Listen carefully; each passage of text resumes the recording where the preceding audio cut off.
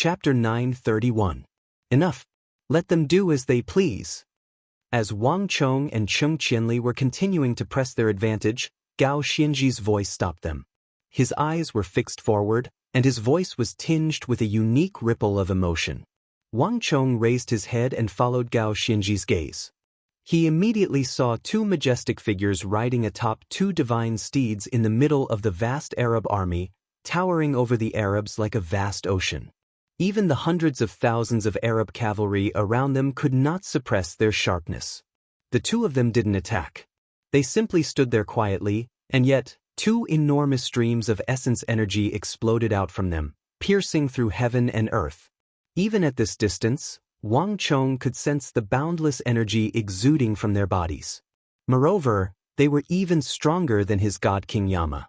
Abu Muslim. This thought flitted through Wang Chong's mind as he gazed at that stalwart Arab commander in the black cloak, his entire body exuding a steely aura. Wang Chong had never seen Abu Muslim before, but the moment he saw him, Wang Chong immediately recognized him. Abu Muslim's eyes were cold, valiant, and devoid of emotion. They were like cold steel, and his aura was like the undulating tide, vast and boundless. Wang Chong felt that he was even stronger than the celestial wolf Great General Duwissili, one of the top 3 experts of the Western Turkic Khaganate. At this moment, Wang Chong suddenly understood why Gao Xianji, the Western region's war god of Gao Xianji, had been so heavily injured upon his arrival at Talas that even his armor had been shattered. This person was extremely powerful, even stronger than Gao Xianji. Next to him is Arab Vice-Governor Ziyad. Abu Muslim and him are both extremely powerful. If we continue to advance, Abu Muslim and Ziyad will have to enter the field.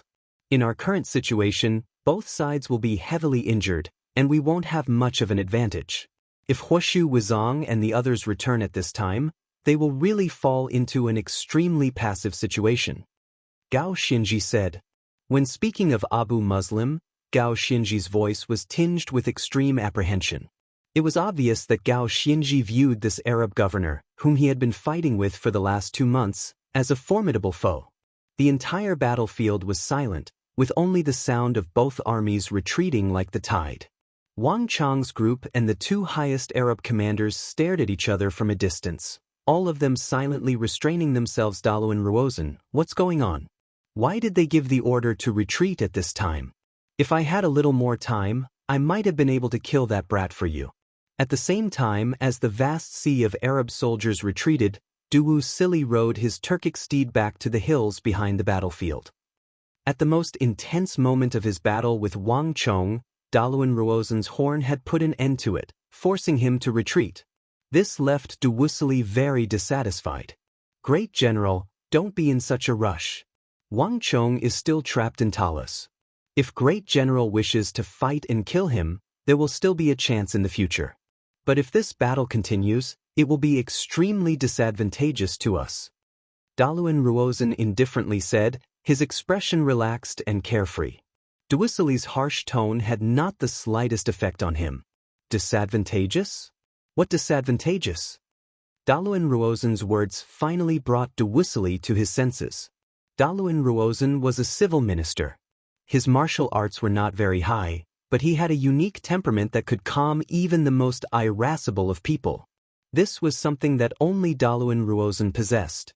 Even Duwissili had been unwittingly influenced by it. This one can understand that Great General wishes to avenge a good Ulan, and this one can also understand that you wish to quell the rage of those 200,000 warhorses for Ishbara Kagan. But now is far from the time to fight to the death with the Tang dynasty. Has Great General forgotten who the main force fighting against the Tang people is? Daluan Ruozhen faintly smiled. With a wave of his sleeve, he placed his hands behind his back. His entire being exuded a scholarly and dashing aura that seemed to be able to guide the world. Buzz! Duwissili's mind trembled at these words, and he finally came back to his senses. His eyes, which had been agitated by rage, gradually regained their clarity. It seems like Great General has already understood. No matter what, we are not the main force fighting against the Tang dynasty, and with our few people, we would never have been able to defeat the Tang dynasty. Has Great General not realized? Even now, the Arabs have not succeeded in breaking through the Tang people's first steel defense line.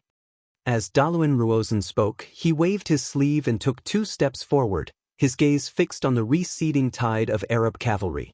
In this battle, Huashu Wuzong, Dusong Mangpoj, and Duwisili had all been in the center of the battlefield, so they had not been paying attention to the other sides of the battlefield. But Daluan Ruozan had been overseeing the entire situation, paying attention to all the changes taking place in the various areas of the battlefield. This battle had originally been extremely simple. The Uzun, the Western Turks, and the Arabs had joined forces, relying on their superior numbers and top-class fighting power to utterly crush the Tang dynasty. The Arabs had used their main force of several 100,000 to delay the Tang dynasty, and the Uzun and the Western Turks had supported them from the side. In just a few hours, the battle had ended. But this ordinary and simple battle that didn't require much strategy or tactics had, because of Wang Chong's 2 steel walls and Wang Chong's special tactics, the Arabs had supported the Tang dynasty while the Uzun and the Western Turks had become the main force of the decisive battle.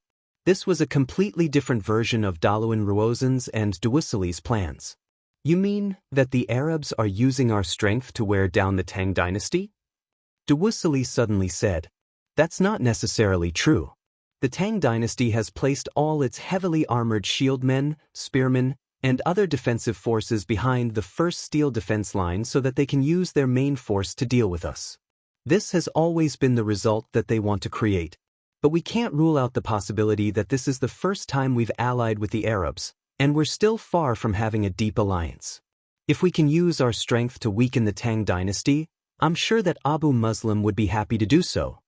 Daluan Ruozan indifferently said. If the main force of this battle became the Uzun and the Western Turks, he would have completely lost. In the end, the only ones who would benefit would be the Arabs or the Tang dynasty. I understand. Duwisili was quiet for a few moments, the anger on his brow finally beginning to fade. Wang Chong truly needed to be killed, but Daluan Ruozan's words were not without reason. This Battle of Talas was far too special, far different from any battle that Duwisili had experienced in the past. A tiny Talas had gathered far too many great generals, far too many soldiers, and far too many factions. Pulling one hair could affect the entire body. This was something that both sides needed to carefully consider. You understand the Tang dynasty better than I do, so I'll leave this battle to you. Duwisili said. From the very beginning, Daluan Ruozan had finally obtained his approval. Buzz. But at this moment, a massive disturbance came from the western side of Talas. Daluan Ruozan, Duwisili, Huashu Wuzong, and Dusong Mangpoj all turned in that direction. It's him! Daluan Ruozan's pupils constricted, his mind in shock. Just what is this brat up to? At almost the same time, Duwisili, Huashu Wuzong, and the others also noticed that thin figure in front of the first defense line, but brimming with boundless power. Abu Muslim. In front of the first defense line, Wang Chong rode the white-hoofed shadow out of the army and toward Abu Muslim's location under the shocked and respectful gazes of countless soldiers. Wang Chong had not said this name in the language of the Tang dynasty, but in the somewhat choppy Arabic. His voice immediately attracted the attention of almost all the Arab cavalry in the distance. This was the first time they had heard the name of their own commander from the mouth of the Tang people's commander. Wang Chong. Nearby, Gao Xinji's face flickered as he stared in shock at Wang Chong. He was not proficient in Arabic, but from Wang Chong's pronunciation, he could tell that it was a familiar name. Whether it was Gao Xinji or Cheng Qianli, these 2 commanders of the Anxi Protectorate Army, none of them knew what Wang Chong wanted to do by walking out at a time like this. Wang Chong did not turn his head, only made a reassuring gesture with his back to the pair. In the distance, the retreating Arab army was in an uproar. Abu Muslim and Ziyad stood side by side, their steely eyes showing a hint of emotion for the first time. It was not common for a Tang dynasty commander to be able to speak Arabic. The Abbasid Caliphate's governor of the East, Abu Muslim, is here. Who is speaking on the other side? Report your name. Abu Muslim lightly patted his black Sasanian steed as he slowly rode against the retreating army. His speed was neither fast nor slow, but it exuded an extremely powerful aura. It was like an enormous mountain was slowly moving toward them. Everyone who saw his body would feel a powerful, ocean-like pressure pouncing on them. Empire of the Tang Dynasty, Qixi Protector General, Wang Chong. Wang Chong's eyes flashed as his body exploded with a powerful aura. Even though he had not reached Abu Muslim's level, Wang Chong's aura was as vast as the sun, moon, and stars in the sky, not one bit inferior to Abu Muslim's. At this moment, Wang Chong had finally exploded with the aura of the war saint of the Central Plains. One was the strongest war saint of the Central Plains while the other was the most iron-fisted governor of the West. The most outstanding and important figures of the empires of the East and West were like meteors crashing into the earth, meeting for the first time in this tiny city of Talas. Chapter 932. Wang Chong. A glimmer of light flashed through Abu Muslim's eyes, but his chiseled face, brimming with blood and callousness, did not show much emotion. "Speak, Tang people. What do you want to do?" As he spoke, he stared straight at Wang Chong. His body did not make any movements, but a powerful aura erupted from him. As the governor of the east of the Arabian Empire, he was the most powerful existence east of Khorasan. Other than the caliph, he was the most influential person in the east. Countless empires in the east had been flattened by his horse, and countless generals of Arabia followed his lead. In the entire world, there were very few people that a general of Abu Muslim's level cared about. In the entire Tang dynasty, only Anxi Protector General Gao Xianji was worthy of his attention. Everyone else was nothing to worry about. Abu Muslim would never speak to anyone on the front lines, and he had only responded to Wang Chong because Wang Chong, a Tang people, could speak the noble Arabian language. This was already an additional favor. Abu Muslim, as the Qixi Protector General of the Tang dynasty, I will give you one final warning.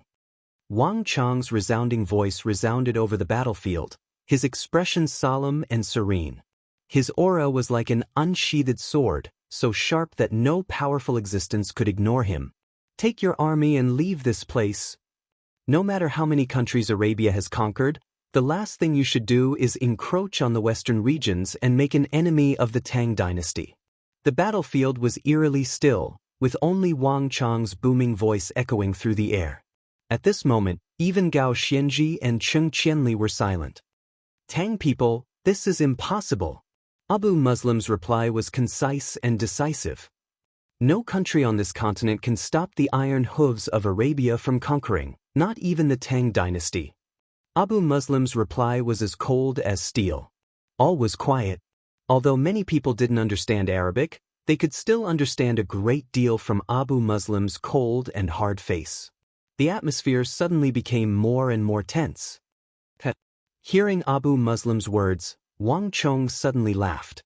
Clang, in an instant, everyone heard a sword cry that was clear and melodious like a dragon. As the Arabs, the Tang dynasty, and even the distant Uzan and the Western Turks watched, Wang Chong unsheathed his sword, the cold and dazzling Wuzi steel sword covered in flowing water, and pointed it at the heavens, its radiance reflecting off of it. If that's the case, then listen carefully to every word I'm about to say. This war is far from the end, but only the beginning. The locations of its conquests are not limited to Talas or the western regions. Starting from this moment, with Talas as the starting point, all of Samarkand, Khorasan in the rear, the capital of the Abbasid Caliphate, Baghdad, and the distant west will all be within the scope of this war. This is not just a war between you and me, nor is it just a war in the western regions, but a war between the empires of the east and the west. Starting from this moment, no matter what, if Arabia cannot conquer the Tang dynasty will conquer the Tang dynasty. All Arabia will speak the language of the Tang people, and all of Arabia will submit to the rule of the Tang dynasty. Li Sai, please repeat what I just said in the language of the Tang dynasty. Boom. The first to react to Wang Chong's words were the Arab army, and all of them fell into an uproar. Then, when Li Sai repeated Wang Chong's words in the language of the Tang people, even the distant Daluan Ruozan, Duwisili, Huishu Wizong, and Daluan Ruozan paled. This scoundrel, he really dares to speak. A strange look flitted through Duwisili's eyes. The Turks were a nomadic people whose footprints had spread throughout the western regions, even to Arabia and Karak's Spaz Inu. He was deeply aware of just how powerful an empire Arabia was. If not for this, he would not have brought 40,000 soldiers with him. It was precisely because he was well aware that not even a celestial wolf great general like Dewussili dared to lightly say such words. "I'm afraid that he's not just talking," Daluan Ruozan indifferently said, a strange light in his eyes, but he said no more. In the entire world, if anyone said such words, the Arabs would not need to care. Only that youth, no one could ignore his words. Just like in the Southwest back then, no one could believe that a teenager, leading several thousand soldiers, had managed to change the outcome of a clearly lost battle, defeating the 400,000 soldiers under his command. This 17-year-old protector general had never been just talking. In the distance, Wang Chong paid no attention to the reactions of the crowd. With these final words, Wang Chong immediately turned his horse around and began to slowly make his way back to his camp. "You're too arrogant," Abu Muslim finally spoke in the middle of the army. The first sentence that came out of his mouth shocked everyone, because he was speaking the language of the Tang dynasty. How could this be? At this moment, even Gao Xianji and Cheng Qianli were dumbfounded. The two of them had battled with Abu Muslim for so long, but this was the first time they had heard that Abu Muslim could speak the language of the Tang dynasty. But after a moment's thought, their hearts sank.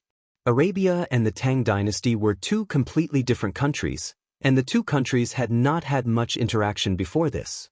Abu Muslim was a pure soldier, the Abbasid Caliphate's governor of the East, so there was no need for him to learn the language of the Tang dynasty. It was clear that Abu Muslim had long since harbored ambitions for the Tang dynasty. In the crowd, Wang Chong stopped, but he did not turn his head. "Tang people, you have no idea just how ignorant and foolish your words were."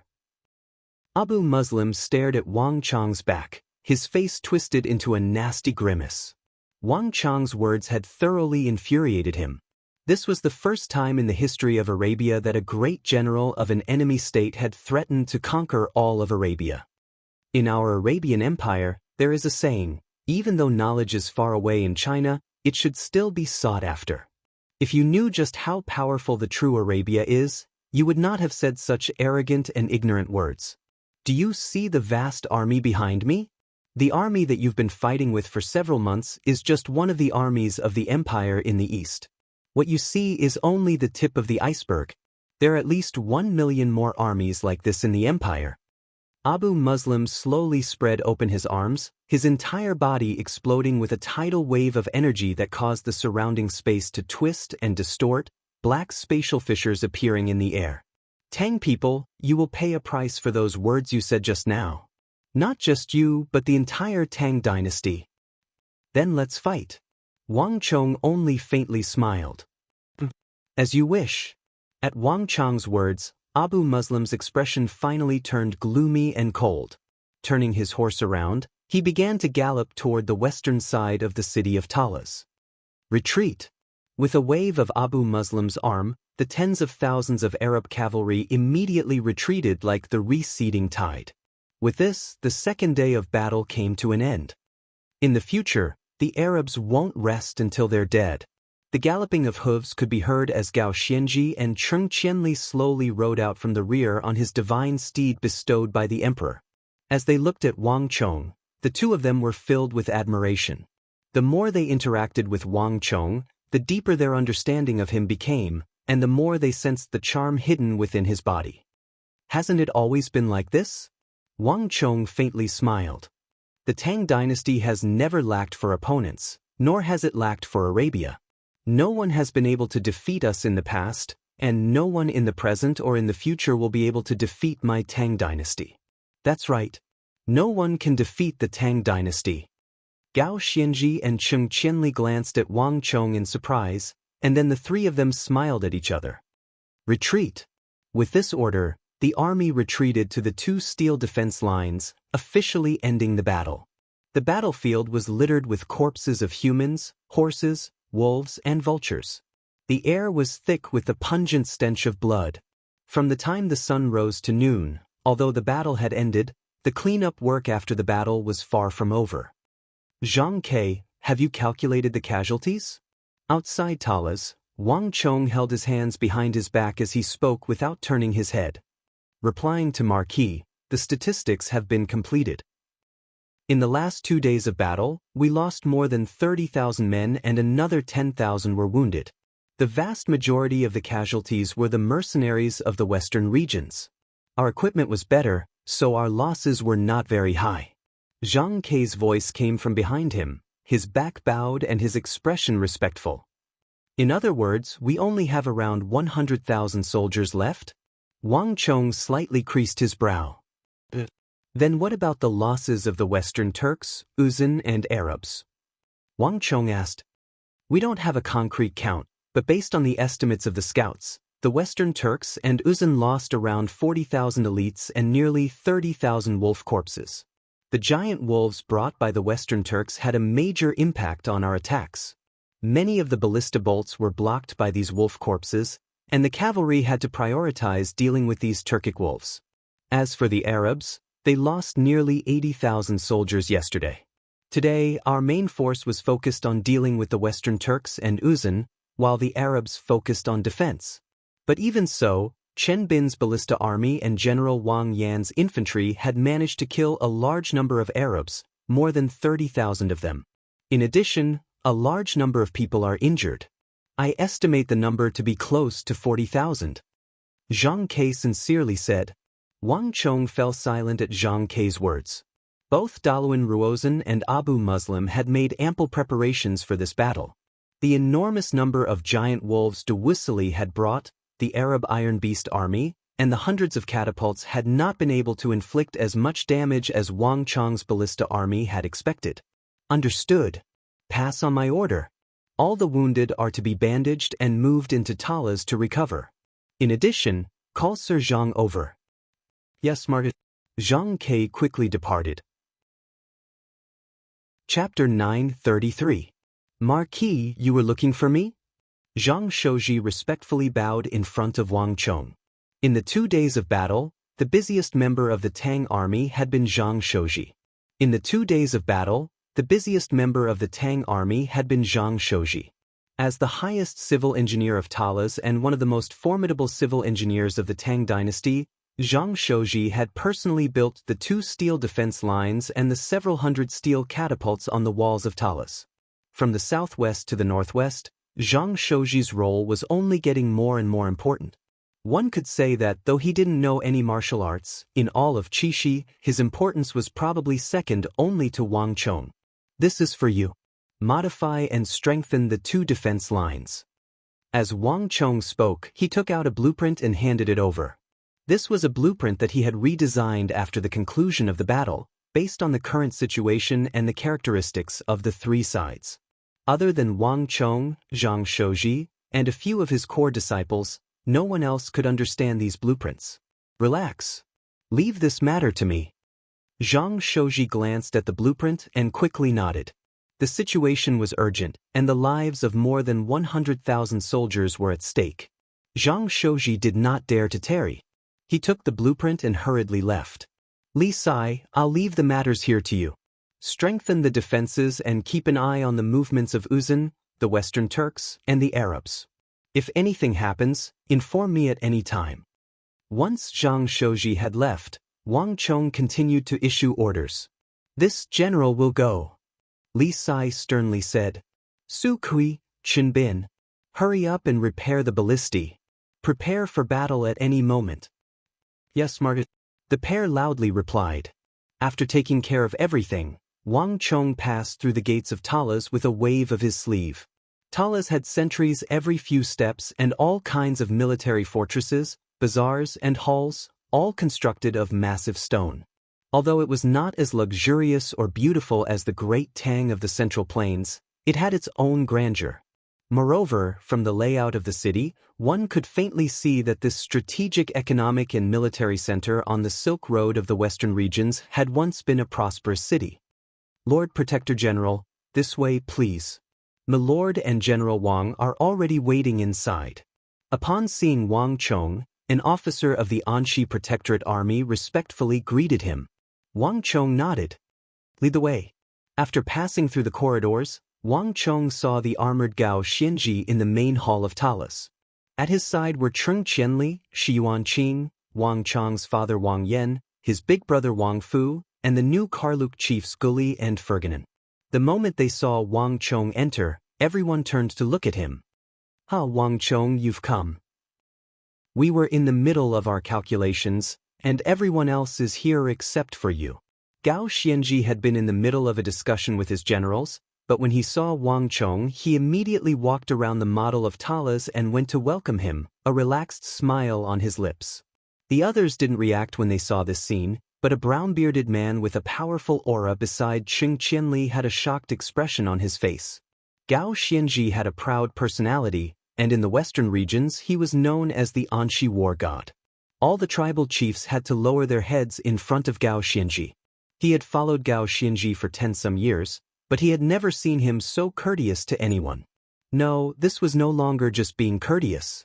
From the fact that Gao Xianji was willing to personally welcome that young man in front of everyone, it was clear that in his heart, that young man's status and importance was enough to be on equal footing with him, an existence that Gao Xianji viewed as an equal.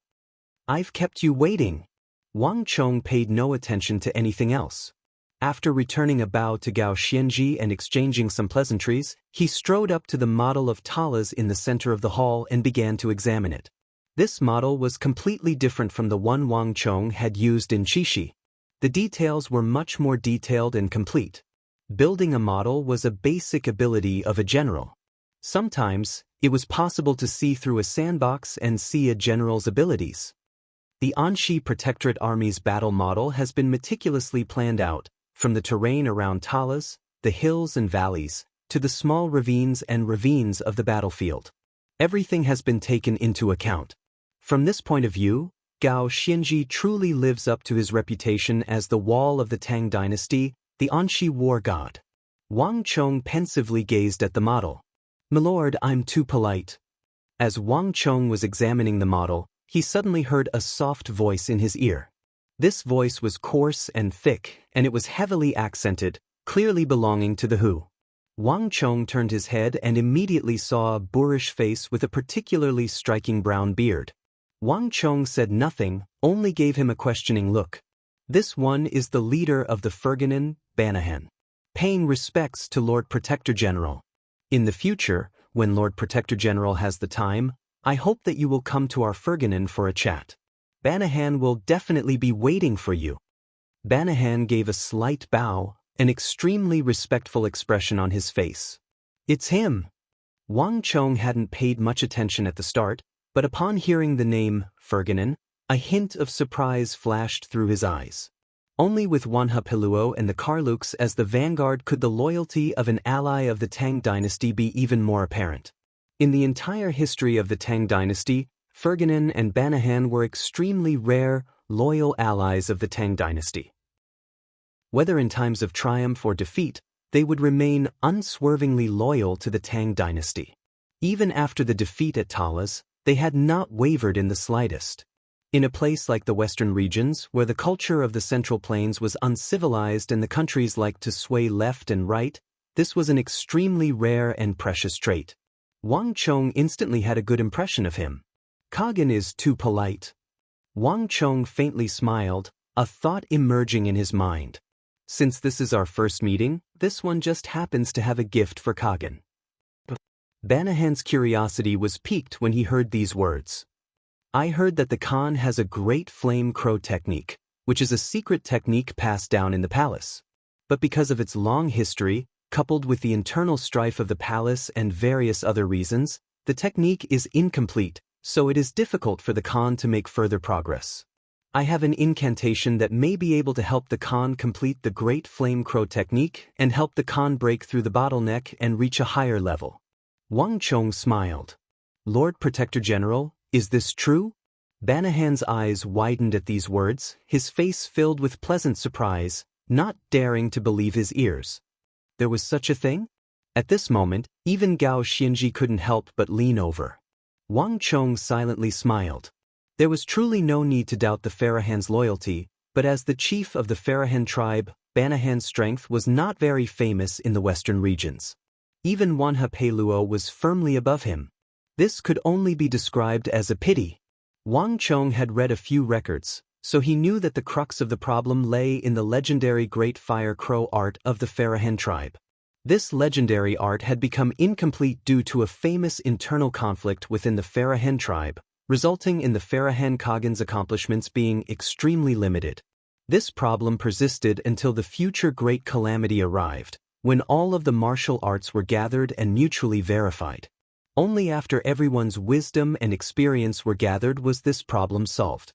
Wang Chong had only suddenly remembered this point when he saw Banahan's Farahan Khagan Banahan. Whether it's true or not, we'll know once we try. Wang Chong said. Calling over a guard, Wang Chong brought over a brush, ink, and paper. He quickly wrote down the mnemonic for the Great Fire Crow art on paper and gave it to Ferganan. Banahan treated it like a precious treasure. After this small interlude, everyone turned their attention back to the sand table. Although we've won the battles of the last 2 days, we still can't let our guard down. The first to speak was Cheng Qianli. As the Vice Protector General of the Anxi Protectorate Army, Cheng Qianli had a great deal of authority on the battlefield. Daluan Ruozan still hasn't retreated, and Abu Muslim still has his main force. Most importantly, he still hasn't personally entered the field. We don't know how many moves he has up his sleeves, or how many soldiers he has in reserve. The words soldiers in reserve instantly caused the mood in the hall to turn heavy. Everyone knew that the Arabs loved to fight, and Talas was too close, allowing them to recruit soldiers from the rear at any time. In truth, the Arabs had been recruiting soldiers this entire time. This was why, in the 2 months that the Anxi Protectorate Army had been fighting with the Arabs, Abu Muslim soldiers had only been increasing, not decreasing. When Wang Chong had arrived at Talas, there were still more than 300,000 soldiers stationed outside the walls. The hall was quiet, but in the end, it was Wang Chong's father, Wang Yan, who broke the silence. Although the Arabs have come with a ferocious momentum and the battlefield is closer to them, numbers are not the only things that matter in war. There is also overall strength, training, cooperation, strategy, tactics, logistics, and all other aspects. From these considerations, I believe that there is no need for everyone to worry too much. The urgent task at hand is to discuss how to deal with the alliance between the Uzan, Western Turks, and Arabs. My opinion is the same as Lord Father's. Abu Muslim has still not retreated. If we don't thoroughly defeat him, this war can't be considered over. Wang Chong's big brother, Wang Fu, also spoke up at this moment. Abu Muslim is not that easy to deal with. I've fought with him for more than 2 months, so I have some understanding of him. He likes to constantly test the waters, using high-intensity attacks to assault his opponents like a tide until his opponents will crumble and he strikes fear into their hearts. And even if his opponent doesn't lose, he will gradually grasp your weakness through these constant attacks. In the end, he will personally strike and use his overwhelming advantage to deal a fatal blow to finish off his opponent. Gao Xianji suddenly interrupted. His expression was solemn, and there was a hint of warning in it. Moreover, the Arabs worship battle.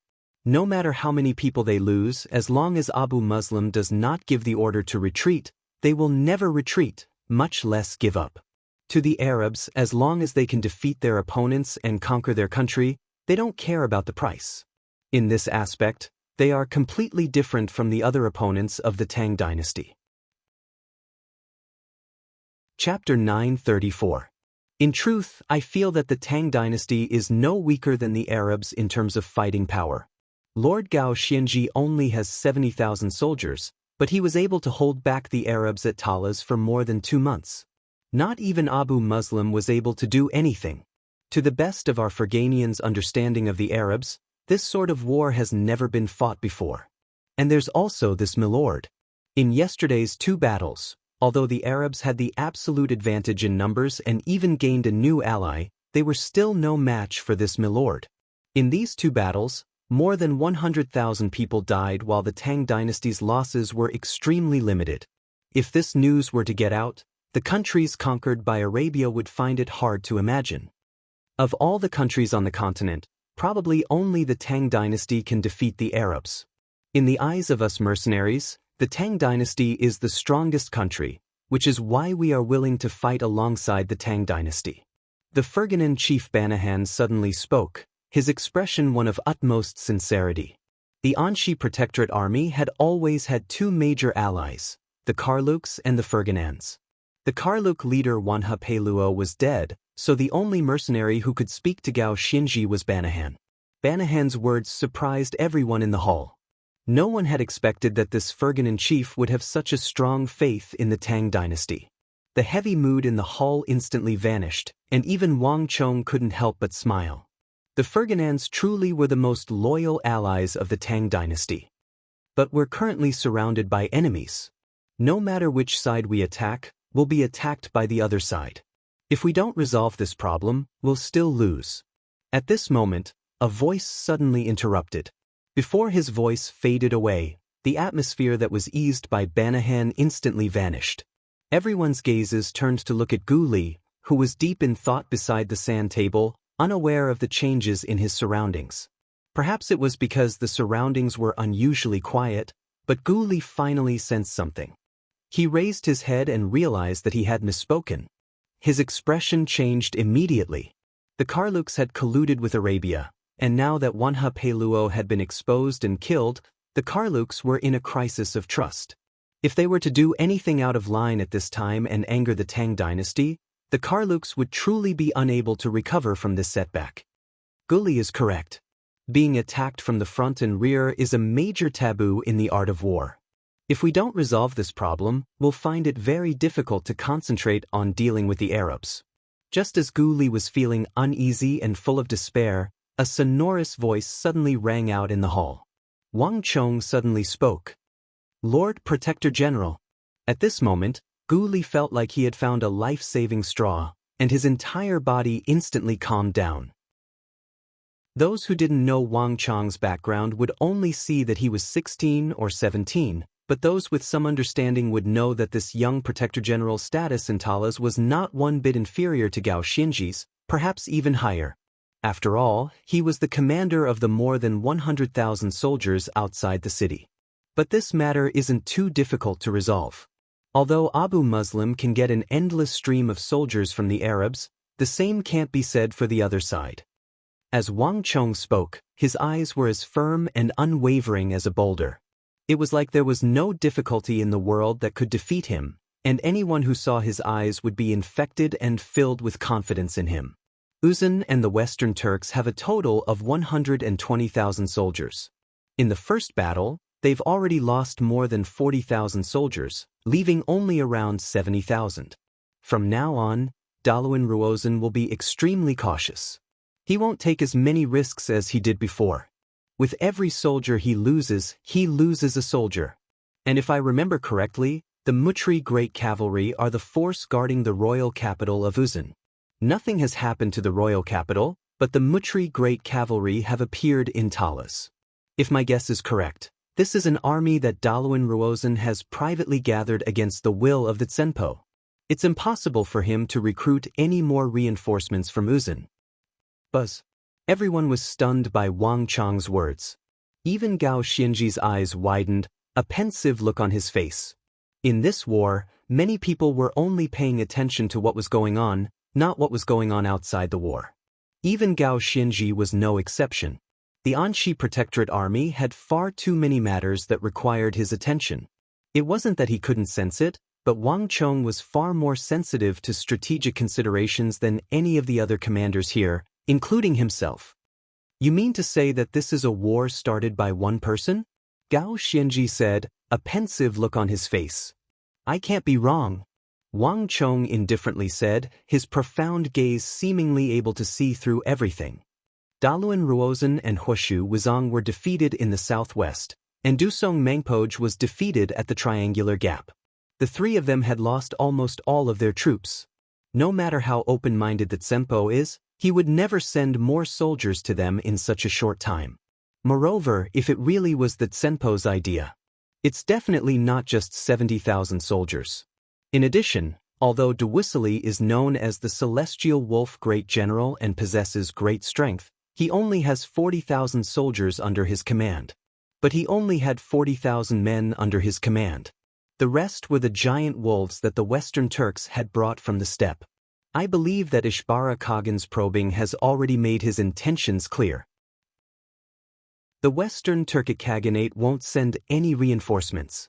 The one with the most calculations in the temple would win while the one with the least would lose. As a great general, one not only had to consider what was in front of them and what they could see on the battlefield, they also had to calculate what they could not see on the battlefield.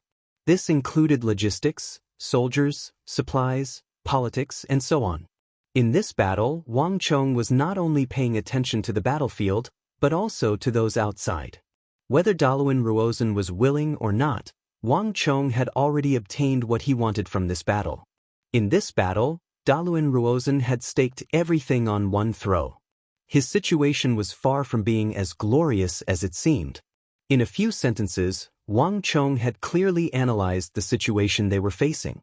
For a moment, the hall was eerily silent, all of them having pensive looks on their faces. Wang Chong's explanation of the complicated situation, one that was extremely disadvantageous to them, gradually became clear in everyone's minds. As for Arabia, although Talas is closer to Arabia, don't forget that we are not fighting alone. Standing behind us is the entire Tang dynasty. As long as we can hold out for a while, our reinforcements will continue to come. In this aspect, we are completely different from the Western Turks and the Arabs. Wang Chong's voice was resounding and resounding. The moment Wang Chong spoke, the mood in the hall relaxed, and Banahan and Guli felt energized. It was true that Abu Muslim was backed by the massive Arabian Empire, but the Anshi Protectorate army was also backed by the massive Tang dynasty. The power of the Tang dynasty was renowned throughout the western regions. This was also why so many mercenary tribes of the western regions were willing to fight alongside the Tang dynasty against Arabia. Lord Protector General speaks the truth. I am confident that no matter what, the Tang dynasty will win in the end. Our Karluk tribe will pledge our lives to follow. Guli gave Wang Chong a grateful glance and seized the opportunity to express his loyalty. If not for Wang Chong's words just now, he would have become the target of everyone's criticism. Guli was gradually gaining more and more admiration for this new Chishi Protector General. Okay, we can talk about these things later. Let's first discuss tonight's problem. If everything goes according to plan, Abu Muslim and Daluan Ruozhen will definitely move tonight. Wang Chong's eyes quickly focused on the model in the center of the hall. Ah! Guli froze for a moment, then asked in confusion. "Milord, we're not fighting in the afternoon?" Wang Chong, Gao Xianji, and Cheng Qianli immediately began to laugh. Although Guli had succeeded Wan Hapeluo as the new leader of the Karluk tribe, he was still very lacking in terms of military experience and strategy. Relax. If Abu Muslim planned to fight in the afternoon, he wouldn't have retreated in the morning. Wang Chong waved his hand and faintly smiled. In addition, he'll need to clean up the aftermath of the battle. He can't possibly start 2 battles in such a short time. Even if he's willing, Daluan Ruozhen will never agree. All his energy will be focused on the night raid. After losing a battle during the day, all generals would consider attacking at night. This was because compared to the day, there were more advantages at night. For example, the opponent would not be constantly alert. The more intense the battle during the day, the more sleepy they would be at night. Moreover, the cover of the night would make it easier for the army to approach the enemy, and at the same time, it would greatly weaken the power of the archers and ballistae, making it even harder for them to aim. This truly is the case. Based on my understanding of Abu Muslim, he's an extremely aggressive person who will never let go of a chance at night. In addition, Daluan Ruozhen will definitely be prepared, so the risk at night is no less than that of the day. But this is also an opportunity for us. Anshi Protector General Gao Xianji also spoke up at this moment. All is fair in war. Although we don't have as many soldiers as the Arabs, the Western Turks, or the Uzan, we have 2 major advantages, the steel walls and the city of Talas, which Abu Muslim doesn't have. The Arabs can attack us at night, but we can do the same to them. In addition, we can use this opportunity to gather some information. A faint smile appeared on Wang Chong's lips at these words. Many people knew that Gao Xianji was a godly strategist, that his attacks were swift and fierce, and that he would often appear in places his enemies would not expect. But few people knew that Gao Xianji had another trait: all was fair in war. He had used this move to conquer countless countries in the western regions. Chapter 935. I've exchanged blows with Daluan Ruozhen. Based on my understanding of him, they're probably already discussing tonight's operation. If my guess is correct, their target tonight should be here. As Wang Chong spoke, he suddenly extended a finger and pointed at a point on the model. This finger instantly attracted the attention of everyone in the hall, countless gazes turning to the point Wang Chong was pointing at. The day part of our war with the Tang dynasty has ended, but the night part is still far from beginning. Meanwhile, on the eastern side of the battlefield of Talas, behind the high hills, in a typical Western Turkic golden tent, Daluan Ruozhen, Duwisili, Hushu Wizong, Dusong Mengpoj, and the other Western Turkic and Uzun commanders were gathered around Daluan Ruozhen. Unlike Wang Chong and the others, they were not facing a model of Talas, but the precious map of the Uzun Empire. On the surface, the leader of the Tang dynasty is Gao Xianji, but in reality, the commander behind the scenes is that youngest son of the Wang clan that we're familiar with. Based on my understanding of him, he'll definitely make his move tonight. In the southwest, he already used this move. This time, he definitely won't let go of this opportunity. Just as Wang Chong had made the same judgment about Daluan Ruozhen was making the same judgment about Wang Chong. These two old foes understood each other far too well. In addition, in the battle during the day, we've already lost many soldiers. Unlike the Tang dynasty, we don't have Tang Li to replenish our forces, so I'm sure that Wang Chong will make us the focus of his attacks in the future. He will continue to use all effective methods to nibble away at our forces bit by bit until we are completely exhausted. If Wang Chong were here, he would definitely be shocked, because Daluan Ruozhen had accurately described the strategy he had analyzed to the crowd in the Lord's Hall of Talas.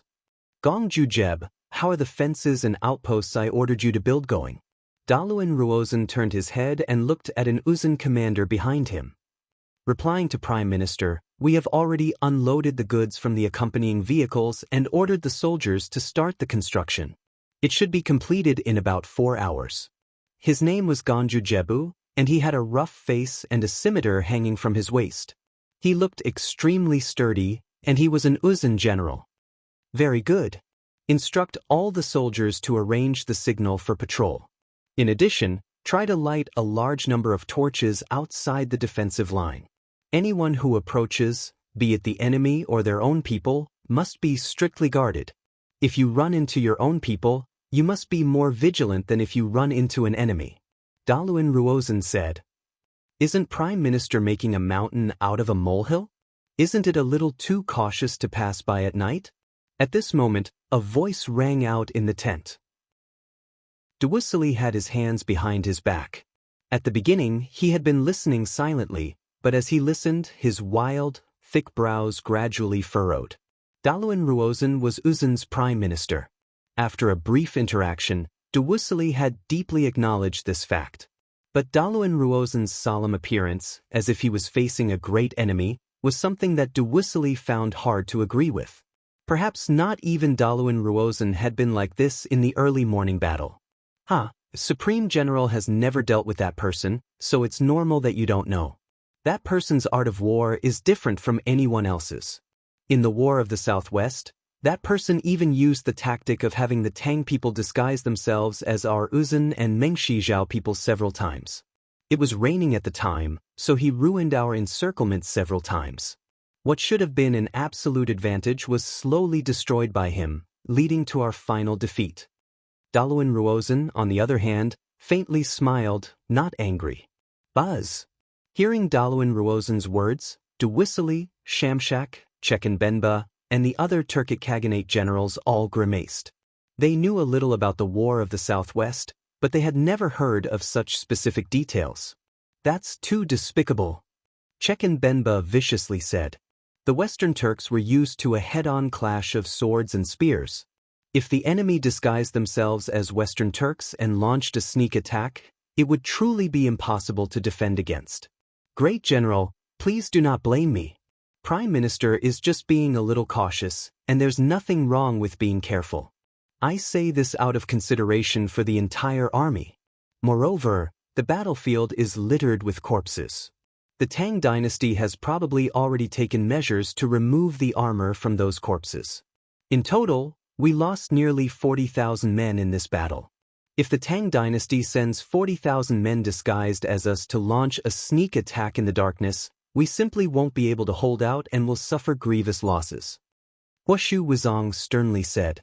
Both Daluan Ruozhen and Huoshu Wuzong were well aware of Wang Chong's habit of pretending to be his opponents and were extremely wary of it. Duwusili might not understand, but Daluan Ruozhen and Huoshu Wuzong could not possibly not be on guard. Duwusili said nothing, but his brows creased. A small number of disguised soldiers wouldn't be a problem, but a large number was a different matter. If that brat from the Tang dynasty really was so crafty, they truly would have to be on guard. We'll do as you say. I will have my subordinates do their best to cooperate. But if the Tang dynasty can ambush us, why can't we attack them? Rather than sitting around and waiting for death, it's better to attack instead of defending. Duwusili sternly said. Haha, I agree with the great general on this point. Daluan Ruozhen faintly smiled and lightly waved his sleeve. Turning his eyes back to the map of the continent on the hollowed-out table in the tent. Although the Tang dynasty is powerful and skilled in the art of war, more than half of them are mercenaries. The true Tang dynasty doesn't have many soldiers. Besides that, they also have a massive weakness. If we can grasp this weakness, we can cut off an arm. Even if the Tang dynasty still has 100,000 soldiers, there's nothing to fear. What weakness? Daluan Ruozhen's words immediately attracted the attention of everyone in the tent. Duwusili, Huaba Senji, Chekan Benba, and Shamshak all turned to look. Ballisti. Daluan Ruozhen faintly smiled as he spat out these two words. Ballisti. Daluan Ruozhen had no idea that in the Lord Hall of the city of Talas, Wang Chong was confidently saying these two words to all his generals. Ballisti are the cornerstone weapons of the Tang dynasty, and the imperial court has always been extremely strict in this aspect. In our 1,000-li raid to reinforce Talas, a significant number of Arabs, Western Turks, and Uzan soldiers died to ballista bolts. As a wise minister, Daluan Ruozhen couldn't have missed this point. If Daluan Ruozhen launches a night raid, his target will definitely be the ballisti. Wang Chong's words were powerful and resonant. He understood Daluan Ruozhen far too well. Unless it was a large-scale battle, a night raid would only be able to inflict very limited damage. Thus, strategic targets were usually chosen for sneak attacks, so Daluan Ruozhen would never miss out on this chance. Lord Protector General, ballisti are no small matter. If the Uzan and Western Turks choose ballisti as their targets, should we consider withdrawing the ballisti into Talas to avoid too many losses? Cheng Qianli probed. Ballisti were not unique to Wang Chong. The Anxi Protectorate army was equipped with many ballisti, but ballisti had always played a supporting role. They had never been an independent army like Wang Chong's, and they had never been able to divide up the work. On the battlefield, the power displayed by Wang Chong's ballisti army and the ballisti of the Anxi Protectorate army were like the difference between the heavens and the earth. If Daluan Ruozhen chose Wang Chong's ballista army as his target, it would definitely have a massive effect on the army of the Tang dynasty in the city of Talas. However, the ballista army was still an army under Wang Chong's command. Even though Cheng Qianli was the vice protector general of the Anxi Protectorate army, he had no right to interfere. He could only offer suggestions. In the army, overstepping one's authority was a major taboo. There's no need. Wang Chong chuckled unconcerned. The steel defense line needs to be coordinated with the ballista army to intimidate the enemy. Moreover, we can't rule out the possibility that Abu Muslim and Daluan Ruozhen will launch a large-scale attack at night. Only with the ballisti can we launch a timely counterattack. And without the ballisti, how can we lure out Daluan Ruozhen? The eyes of everyone in the hall brightened at these last words. It seems like Lord Protector General already has plans.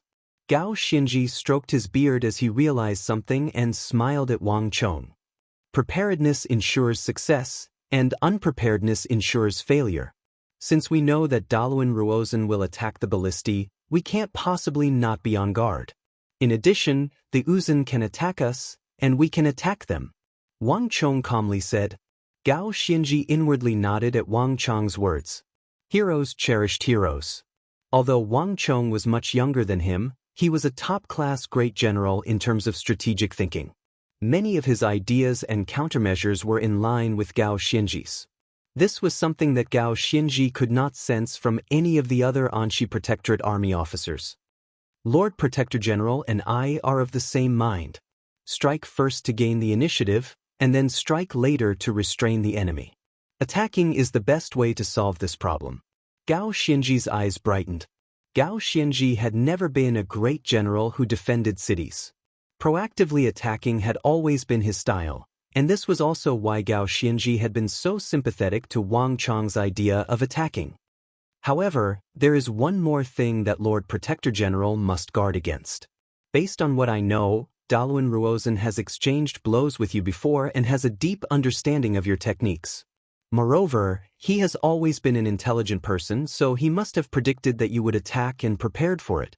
If Lord Protector General wishes to attack, you must think carefully. Gao Xianji said. My lord is overthinking things. The art of war is deceitful, and Daluan Ruozan only knows of my past strategies, not my present ones. The path of a general is based on the local conditions, and it is unpredictable as well as unpredictable. If I don't have a set style, how can my opponent defend against it? No matter how Daluan Ruozan prepares, it's useless. Chapter 936. Oh! Not just Gao Xianji, but all the Anxi generals in the hall brightened at Wang Chong's words. No one had ever heard Wang Chong's theory of war before, and even Gao Xianji found it refreshing, let alone the others. Only Wang Yan and Wang Fu, who had long since grown accustomed to it, showed little reaction. Lord Protector General speaks wisely. Water is impermanent, momentum is impermanent. I didn't think that Milord would be able to comprehend the principles of the art of war from the everyday sights and sounds of nature. Cheng Qianli praised Wang Chong, his heart filled with sincere admiration. Wang Chong's understanding of the art of war was completely different from any of the generals of the Tang dynasty. It was very difficult to believe that a 17-year-old youth could possess such a high level of understanding of the art of war. Vice Protector General's praise is too much. Wang Chong only faintly smiled, not the slightest bit proud, nor was he overly humble. As the publicly acknowledged war saint of the Central Plains, although he had still not recovered his cultivation level, there were very few people in the world who could compare to him in terms of the art of war. Even Daluan Ruozan was actually imitating the art of war he had used in the Southwestern War. Leave Daluan Ruozan to me, but there's still Abu Muslim. If Daluan Ruozan plans to move at night, Abu Muslim will definitely not let go of this chance. Not only that, based on my understanding of Daluan Ruozan, he will definitely send a letter to Abu Muslim warning him to be careful of us. Wang Chong said, "Leave this matter to me." Gao Xianji took it without hesitation. He had a smile on his face and looked very calm. After all, he's been fighting with Abu Muslim for so long. No matter what he wants to do, the Anxi Protectorate army can make him return empty-handed. In addition, we can use this opportunity to probe the Arabs and understand what they have up their sleeves. As the god of war of the Western region, Gao Xianji had his own pride. Perhaps Gao Xianji was still lacking in strategic planning, but when it came to leading troops into battle, Gao Xianji was not inferior to anyone. The two commanders of the Tang dynasty quickly came to an agreement. Wang Chong would deal with Daluan Ruozan while Gao Xianji would deal with Abu Muslim. Following that, the two commander-in-chief of the Tang dynasty, together with the generals in the hall, discussed the specific actions and details for a long time. After the discussion was done and there were no problems, they quickly made a decision. All that was left was to wait for nightfall. As time slowly passed, the Western Turks, the Arabs, the Uzan, and the Tang dynasty maintained absolute restraint after the battle. At some point, the sky had darkened. Ziyad, what did Baghdad say?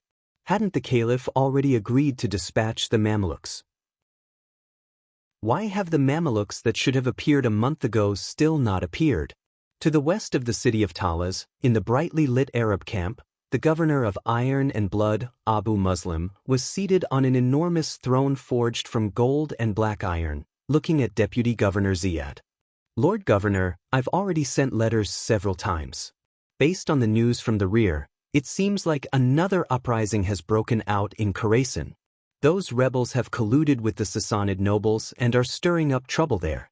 The Caliph places great importance on this matter, so he has sent the Mamelukes to suppress the uprising. Ziad bowed. Abu Muslim's thick brow imperceptibly creased at these words. The Sassanid dynasty was an empire that Arabia had once conquered, and it was also the strongest foe the Arabian Empire had encountered in its expansion. Khorasan was the eastern territory of the former Sassanid dynasty. Although Arabia had already conquered the Sassanid dynasty, there were still many remnants of the Sassanid dynasty that had escaped, occasionally staging revolts against Arabia. Of these, Khorasan was the fiercest region of resistance. This had always been a sore point for the Caliph, so he had always fiercely suppressed it. When Abu Muslim had become governor of the East, he had also harshly suppressed that region, but he hadn't expected for long before another uprising had broken out. Have we still not captured those Sassanid nobles? Abu Muslim frowned, a sharp light flashing through the depths of his eyes. Not yet. Those fleeing Sassanid nobles are very cautious, and they have a large number of Khorasani helping them. It's very difficult for us to capture them. The Caliph has already sent Governor Hiero to oversee this matter, and Khorasan has been plastered with posters, but as usual, it will be very difficult for us to capture them. In addition, Ziad hesitated for a moment, then glanced at Abu Muslim. I just received word from the Caliph that His Majesty is extremely dissatisfied with our progress at Talas. Buzz! Ziad's words immediately silenced the tent, all the Arab officers lowering their heads in an oppressive atmosphere. In Arabia, the Caliph's decree was the decree of God, and no one dared to defy the Caliph. The Caliph had never cared about the losses suffered by the governors in battle, nor did he care about how many of their subordinates had died. The Caliph only cared about the results. The failure to take Talas in more than 2 months had already incurred the Caliph's displeasure. If this situation could not be changed, Abu Muslim would soon be replaced. Before this, many governors of the East had been replaced because of this reason. Talas will be taken. The Tang dynasty will surely be defeated. After some time, when the atmosphere in the tent was so heavy that it was almost suffocating, Abu Muslim finally spoke. His voice was like steel, suffused with an unshakable will. Write a letter for me. Tell the Caliph that Abu Muslim will end this battle in 2 months and offer up the western territories of the Tang dynasty as a gift to the Caliph. In addition, once the battle is over, I will start a bloody massacre and use the corpses of 100,000 Tang dynasty soldiers to dispel His Majesty's dissatisfaction. After this battle, not a single one of them will return to the Tang dynasty alive. Abu Muslim's words immediately caused the atmosphere in the tent to become strange and scorching. Any warrior of the Arabian Empire who understood the name Abu Muslim would understand what the word bloody butcher signified. Although this was a boundless terror to the enemies of the Arabian Empire, to the Arabs, whose mission was to kill and conquer, this was a source of excitement, stimulating the morale and fighting power of the entire army. Your subordinate will go, Ziad sincerely said. That's right, there's one more thing. Although His Majesty has temporarily mobilized the Mamelukes to suppress the Sassanid rebel army, His Majesty has already agreed to 2 of Lord Governor's other requests. Those 2 special armies will appear at Talas tomorrow at the latest and await Lord Governor's orders. Okay. At these words, Abu Muslim's eyes exploded with light, and his entire body was invigorated. Ziad, I leave this matter to you. Tomorrow, we will end this battle once and for all. This general will go. Flap flap. As the group was in the middle of their discussion, there was the flapping of wings. In the blink of an eye, a nimble and thin azure eagle closed its wings and shot out of the tent toward Abu Muslim, who was seated on his throne of gold and black iron. This abrupt sight instantly attracted everyone's attention. Seated on his throne, Abu Muslim's eyes flashed as he calmly extended a hand. That thin and small green eagle landed lightly on his extended index finger, motionless. Everyone could see a thin piece of snow-white paper on its leg. "It's from Uzun." A hint of confusion flashed through Abu Muslim's eyes as he quickly removed the paper from the azure eagle's leg and began to examine it. As Abu Muslim examined it, the tent was quiet. No one spoke, not even Ziyad. "Interesting. The Uzun actually sent a letter warning us to be careful of the Tang people's disguises and sneak attacks." After reading the letter, Abu Muslim grinned and carelessly handed the paper to a swarthy Arab general. "Although I don't think that anyone can ambush us, the Uzun have good intentions. Nerman, take care of this and reply to them. Your subordinate will go." The Arab general called Nerman sternly said. "In addition, the Uzun and the Western Turks hope that we will work together to attack the Tang dynasty at night. This matter is indisputable and in line with the interests of our Arabs. Nerman, gather your subordinates and get ready." Abu Muslim said. "This general will go." Nerman excitedly replied, his eyes glimmering with killing intent as he quickly departed. No one in the Eastern Arab army was more adept at night raids than him. This was going to be a grand and bloody banquet. The sky hung low, and this seemed to be the last sunrise and sunset that all of Talas would see before the end of the year. As the sun sank below the horizon, the sky quickly darkened. Several hours later, the sky over Talas had completely darkened. Plush, plush, plush. As the sky darkened, flames soared into the sky, illuminating the entire city of steel on the eastern front. Everything within a radius of 50 zhang was illuminated. Soon after, the other city of steel on the western front began to spit fire into the sky. 2 long streaks of fire pushed the warning line around the 2 steel defense lines forward. At almost the same time, in the hills to the east, massive bonfires soared into the sky, their light even brighter and brighter than the 2 steel walls.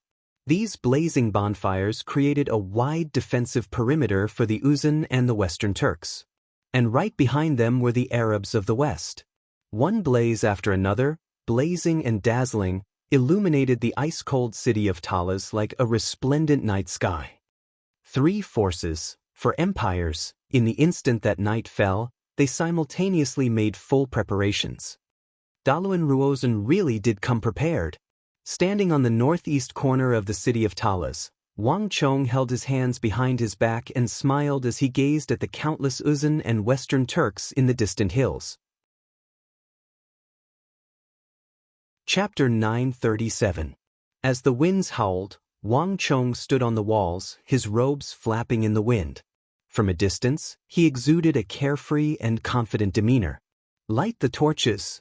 Wang Chong made a gesture, and the torches on the walls began to light along the edges of the walls. Clang, clang, clang. Chains connected to oil lamps hung down from the walls, lighting up the last dark corner of Talas. Whether it was the Arabs or Uzun who wanted to launch a sneak attack on the steel defense line or climb into the city of Talas in the dark, there were no longer any blind spots to speak of. Time slowly passed. Whether it was the Uzun, the Tang people, or the Arab camps, all of them were quiet. The 3 parties all seemed to be extremely restrained, and they were all living in harmony. From the first night until the hour of the Z period, there were no attacks. But even so, the mood in the city of Talas did not relax in the slightest. On the contrary, it only grew more tense. The guards of the eastern, western, and central city of Talas were all on high alert, even more careful than before. As the Z period passed, the darkness deepened and the drowsiness deepened. Everyone knew that night raids would often take place at this time. On the edge of the eastern battlefield, bonfires blazed and the cries of vultures could be heard in the night sky. At least 5,000 or 6,000 Uzun soldiers were patrolling the perimeter formed by the bonfires. The places they patrolled were newly built fences and towering sentry posts. It was very difficult to imagine that the Uzun, who were not known for their agricultural culture, would be able to learn the tactics of the Central Plains in such a short time. Keep your spirits up. That general of the Tang dynasty loves sneak attacks the most. Keep your eyes open. Don't let the Tang people take advantage of any loopholes. Outside the sentry post, An Uzun general with a long saber at his waist loudly rebuked the soldiers. Yes. At the sentry post, groups of Uzun soldiers responded one after another. Their gazes were vigilant, like night falcons, sizing up the surroundings. Under such circumstances, no one could break through Uzun's defenses without being discovered. Gallop, clop, clop, clop. Smoke and dust billowed as teams of Uzun cavalry patrolled in the night. The dense blockade of cavalry and sentry posts formed a tight barrier that tightly guarded the camps of the Uzun and Western Turks. Time passed slowly. Dark clouds covered the moon, and the surroundings grew darker and darker. After some time, just outside the southern defensive line of the Uzun camp, there was a sudden rush of horse hooves. In an instant, the Uzun people were on high alert. Who are you? On the sentry tower, a Tibetan narrowed his eyes and turned his head, his eyes bright. He instantly drew his bow, the sharp arrowhead aimed at the area beyond the defense line, where the hooves were coming from. At almost the same time, in a radius of several hundred zhang, countless patrolling soldiers and even the Tibetans garrisoned elsewhere began to rush toward this area. Countless eyes in the darkness followed the sound of the sentry's voice and looked in the direction of the hooves. By relying on the light of the bonfires, one could see countless figures rapidly approaching. Don't fight. We're on the same side. A hurried Uzun voice could be heard in the darkness. But the soldiers on the sentry tower did not relax in the slightest at this familiar voice. On the contrary, they became even more nervous. Their entire bodies seemed to be facing a powerful foe. With a shrill whistle, a sharp arrow landed on the ground in front of those figures. Stop right there. All of you, dismount and take off your helmets. I want to see your true faces. This is the Prime Minister's order. Anyone who disobeys will die. The Uzun soldier on the sentry tower shouted. As he spoke, he grabbed a torch from the sentry tower and threw it over. The flames streaked across the sky and instantly lit up the night sky. But the next moment, an arrow streaked across the sky and hit the torch in the air. Dalun Ruozun is indeed powerful. He's prepared for this. Brothers, retreat. A loud laughter in Uzun came from the darkness. Before the figures could get close to the bonfires, they waved their hands and led a group of soldiers to retreat into the darkness. Hearing the laughter, the Uzun did not know what was going on. They roared angrily and urged their horses to give chase. Stop! All of you come back. The Prime Minister has ordered us not to chase a cornered enemy. Be careful of their ambush. A Tibetan officer rode out on a sturdy highland steed, his eyes gleaming as he hurried out to stop the group. The neighing of Ney's steed came to an abrupt halt, and the Uzun cavalry that had been giving chase immediately retreated. These Uzun are truly formidable. They didn't fall for our trick at all. Deep in the night, Sun Jiming watched the retreating Uzun soldiers, a hint of interest in his eyes. Dalun Ruozun truly is formidable. In the end, he's the wise minister of the Uzun. Even Marquis has nothing but praise for him, and he's already seen Marquis's ambush methods in the War of the Southwest, so he's probably prepared for it. This move of ours is practically useless against him. Behind Sun Jiming, a Tang dynasty horseman who had participated in the War of the Southwest said, It's more fun to be on guard. Let's retreat for now. In any case, we still have an entire night to play with the Uzun. Sun Jiming chuckled nonchalantly and led the group away, disappearing into the depths of the night. At almost the same time, the news that the Tang people had disguised themselves as Uzun soldiers to launch a sneak attack had reached the army camp behind the hills. The camp was brightly lit, and the precious map of the continent was spread out on a pitch-black metal table. Sitting next to it were Dalun Ruozun, Huashu Wizong, Dusong Mangpoj, and Duisili. Just as Prime Minister predicted, that brat is up to his old tricks again. Huashu Wizong coldly snorted at the messenger's words. He's using the same method twice. It seems like I overestimated him. Dalun Ruozun grinned, unconcerned. In his view, Wang Chang's methods had been nothing more than a child's game, utterly meaningless. If this is all he has up his sleeve tonight, I'm afraid everyone will be able to rest easy. Could it be that this was all he had and that Prime Minister overestimated him a little? Could a teenager have started learning the art of war in his mother's womb? Duwusilli finally spoke, his voice tinged with resentment. Although he was unwilling to admit it, Duwisilli's celestial wolf's divine procession had run into an undefeatable opponent for the first time, and this opponent's cultivation and strength were both lower than his. This was something that Duwisilli had never encountered before. To do this in front of Huashu Wizong, Dusong Mangpoj, and the other great generals had utterly humiliated Duwisilli. On the side, Dusong Mangpoj slightly creased his brow at these words, but he said nothing. General's words are reasonable, but there's no harm in being careful. We should still be on our guard and be a little cautious. Daluan Ruozan only faintly smiled, offering no retort. Daluan Ruozan would never underestimate an opponent who had once defeated him, but there was no need to explain this to Duwisilli. Prime Minister, do you need me to join the patrol? Dusong Mangpoj, who had been silent this entire time, suddenly spoke. This way, if the Tang people make a move, I can come to their aid at any time and make sure that they never return. There's no need. Daluan Ruozan's smile faded into a frown, and he quickly rejected Dusong Mangpoj's proposal. In the Battle of the Triangular Gap, Dayan Mangpoj had died in battle and Dusong Mangpoj's tens of thousands of soldiers had been almost completely wiped out. Ever since that battle, Dusong Mangpoj had been in a rush to get revenge, even kneeling in front of the great Snow Mountain Temple. How could Daluan Ruozan not understand what he was thinking? But now was not the time to let his emotions affect his decisions. As a general, you have to oversee the center of the army.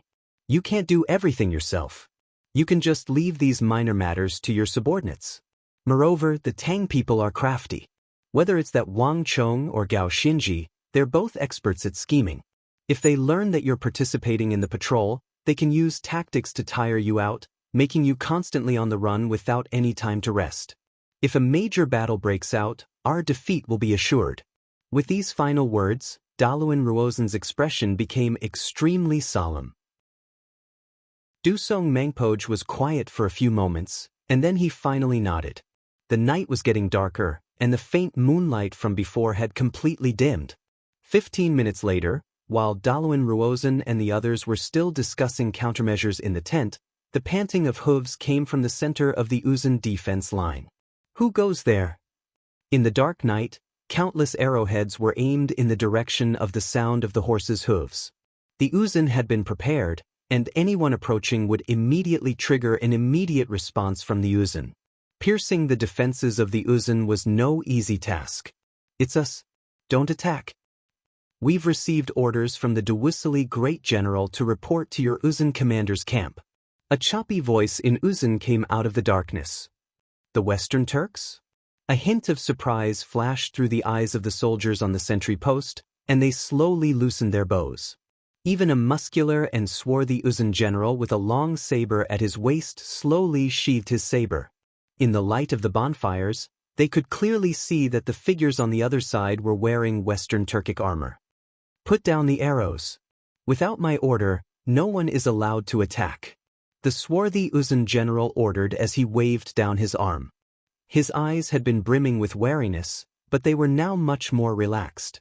The Western Turks and the Uzun were allies, and although they did not speak the same language, they still had a common enemy. Fighting and causing misunderstandings would be detrimental to the overall situation. Many thanks. Chapter 938. Wait a moment.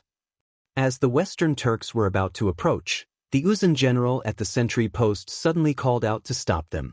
At the same time, he turned around and gestured behind him.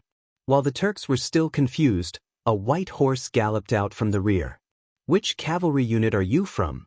Do you have proof of the great general's summons? Do you have a token? A string of harsh words in Western Turkic came out of the general's mouth, leaving everyone dumbfounded. There was a Western Turkic soldier in the Uzun army. Stop. Kill them.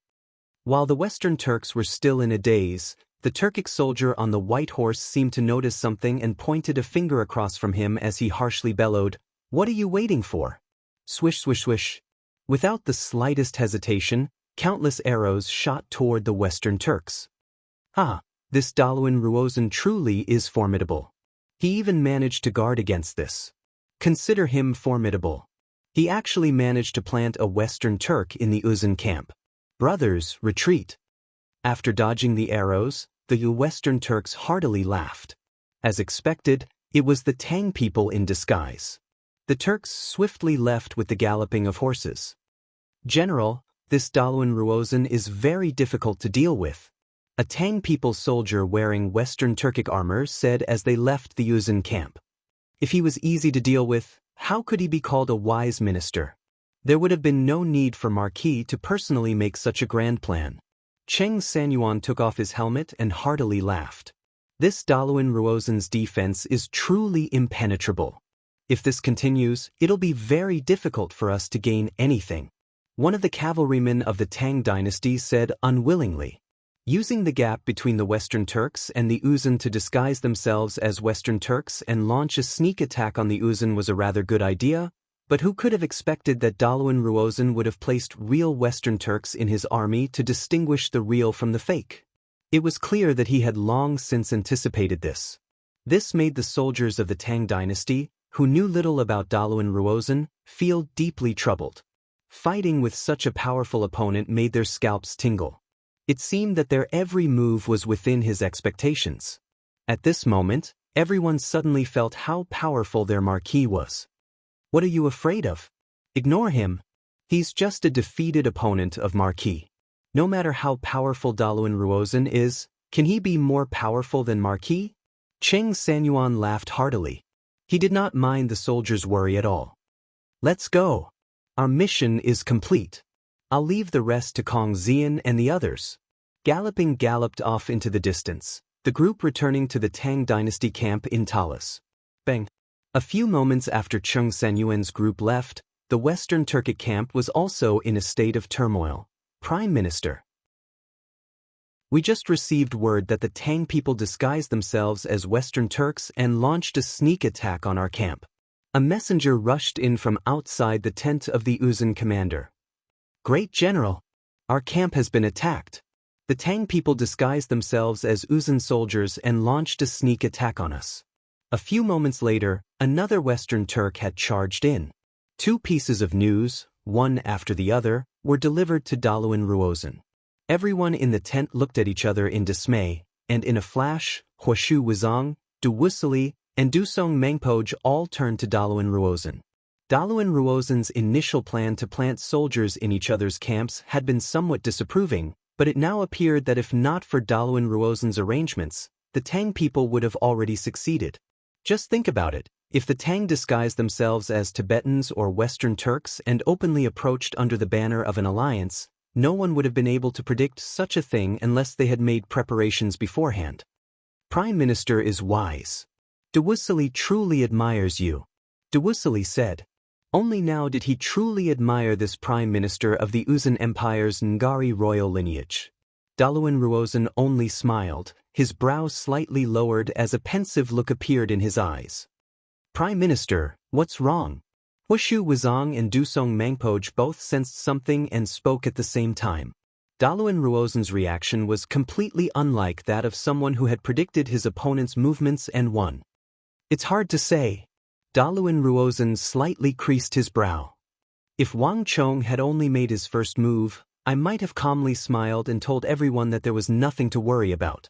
But he put on our armor and attacked the Western Turks, and then he put on the armor of the Western Turks to attack us. Although everything seems to have gone according to my plan, I don't dare to relax after these two incidents. Prime Minister means that his actions are just to confuse us and that he has other plans? Du Wusili said. After all, he was one of the top-class great generals of the Western Turkic Khaganate, and Daluan Ruozan's words made Du Wusili vaguely think of something. I can't be sure for now, but I can guarantee that this is not all he has. Since he's made 3 moves, he definitely has more up his sleeve. But I still don't understand. How did he break through my defenses? Daluan Ruozan said, his brow creased in deep confusion. Daluan Ruozan had set up many bonfires outside the camp, making it impossible to silently approach without being discovered. Moreover, Daluan Ruozan had placed Western Turkic soldiers near each sentry post, and the Western Turks had done the same. Wang Chang's 2 consecutive failures were enough to illustrate the problem. The Western Turks and the Uzun camps had been tightly guarded by Dalu and Ruozan. There was basically no other way than to force their way in. But in a night raid, there weren't many soldiers in the first place. Forcing their way in was basically suicidal. Dalu and Ruozan had no idea what Wang Chong would do. Dalu and Ruozan had once speculated that not even he could successfully break through such tight defenses. The tent was quiet as everyone fell into deep thought. But he has his plans and I have my own. There's no need to worry about him. Huoshu Wuzong, it's about time for our men to move out. It's impolite not to reciprocate, so let's give him a pleasant surprise. Dalu and Ruozan suddenly raised his head, a faint smile on his lips as he looked into the distance. Yes, Prime Minister. Coming back to his senses, Huoshu Wuzong slightly bowed and quickly left. Time slowly passed, and while Huoshu Wuzong was leaving the tent to deliver his orders, on the northern side of the Uzun camp, a mournful wolf howl resounded through the night sky, drifting far away in the darkness. Listen, even these beasts have feelings and know how to mourn for their comrades. In today's battle, the Tang have killed mountains and seas of wolves. We can't even count how many there are. It wasn't just those wolves that died today. Those Tang people's ballistae were too formidable. We and the Western Turks have a total of 120,000 soldiers, but in today's battle, they've killed more than 40,000. After all, we're all elites. Whispers could be heard in the darkness. Not far from a sentry post 10-some meters high, 2 fully armored Uzun soldiers were leaning against each other. I finally understand why the Tang people were able to stop the hundreds of thousands of Arab soldiers at Talas. That Tang dynasty commander is truly too formidable. You all saw the battle during the day. If not for the Celestial Wolf Cavalry, the Mutri Great Cavalry, and the Western Turkic Great General, we would have lost more than half of our men, and our losses would have been even worse. The 2 couldn't help but shiver at the thought of the bitter battle during the day, a chill running down their backs. The Uzun had never been a coward, but that depended on who their opponent was. Far too many soldiers had been gathered in the tiny city of Talas, and almost all the factions that had appeared here were elites. Even the Uzun soldiers couldn't help but feel a lingering fear in the face of such elite soldiers and ballistae. Russell. As the 2 of them were chatting, a peculiar feeling suddenly came from nearby. The 2 of them shuddered and abruptly turned their heads. Who is it? One of them had drawn his bow and the other had drawn his saber as they both turned in the direction of the sound. The wind whistled, and with the help of the light from the bonfire, the 2 of them saw a huge green wolf slowly walking past the tall sentry tower. Damn it! It's a Turkic wolf. The 2 of them looked at each other awkwardly. The army had long ago received orders that the commander of the Tang dynasty was extremely fond of night raids. From the Z period until now, the army had sounded 3 alarms, and all 3 times, the Tang dynasty cavalry had approached in disguise. The 2 of them couldn't help but feel a little paranoid. Bastards, what are you doing? Just when the 2 of them were feeling awkward, they heard a harsh shout and a gust of wind. A muscular Tibetan general suddenly appeared behind them, his eyes like swords as he stared at the pair. Didn't I order you to patrol? If something happens, I'll hold you responsible. Yes, General. The 2 felt a chill in their hearts and hurriedly left, vanishing into the darkness. This night was destined to be a sleepless one. A cool breeze blew, and the deeper it went, the colder it got. And if one looked down from the sky, one could see that the 2 steel walls in front of the city of Talas were illuminated by countless torches, dazzling in the darkness. The light of the torches illuminated a bright area in the darkness, serving as a barrier between the 100,000 Chishi reinforcements and the Anshi Protectorate army in the city. Gallop! Chapter 939. Who goes there? With a sudden shout, many figures appeared behind the seemingly empty second steel wall.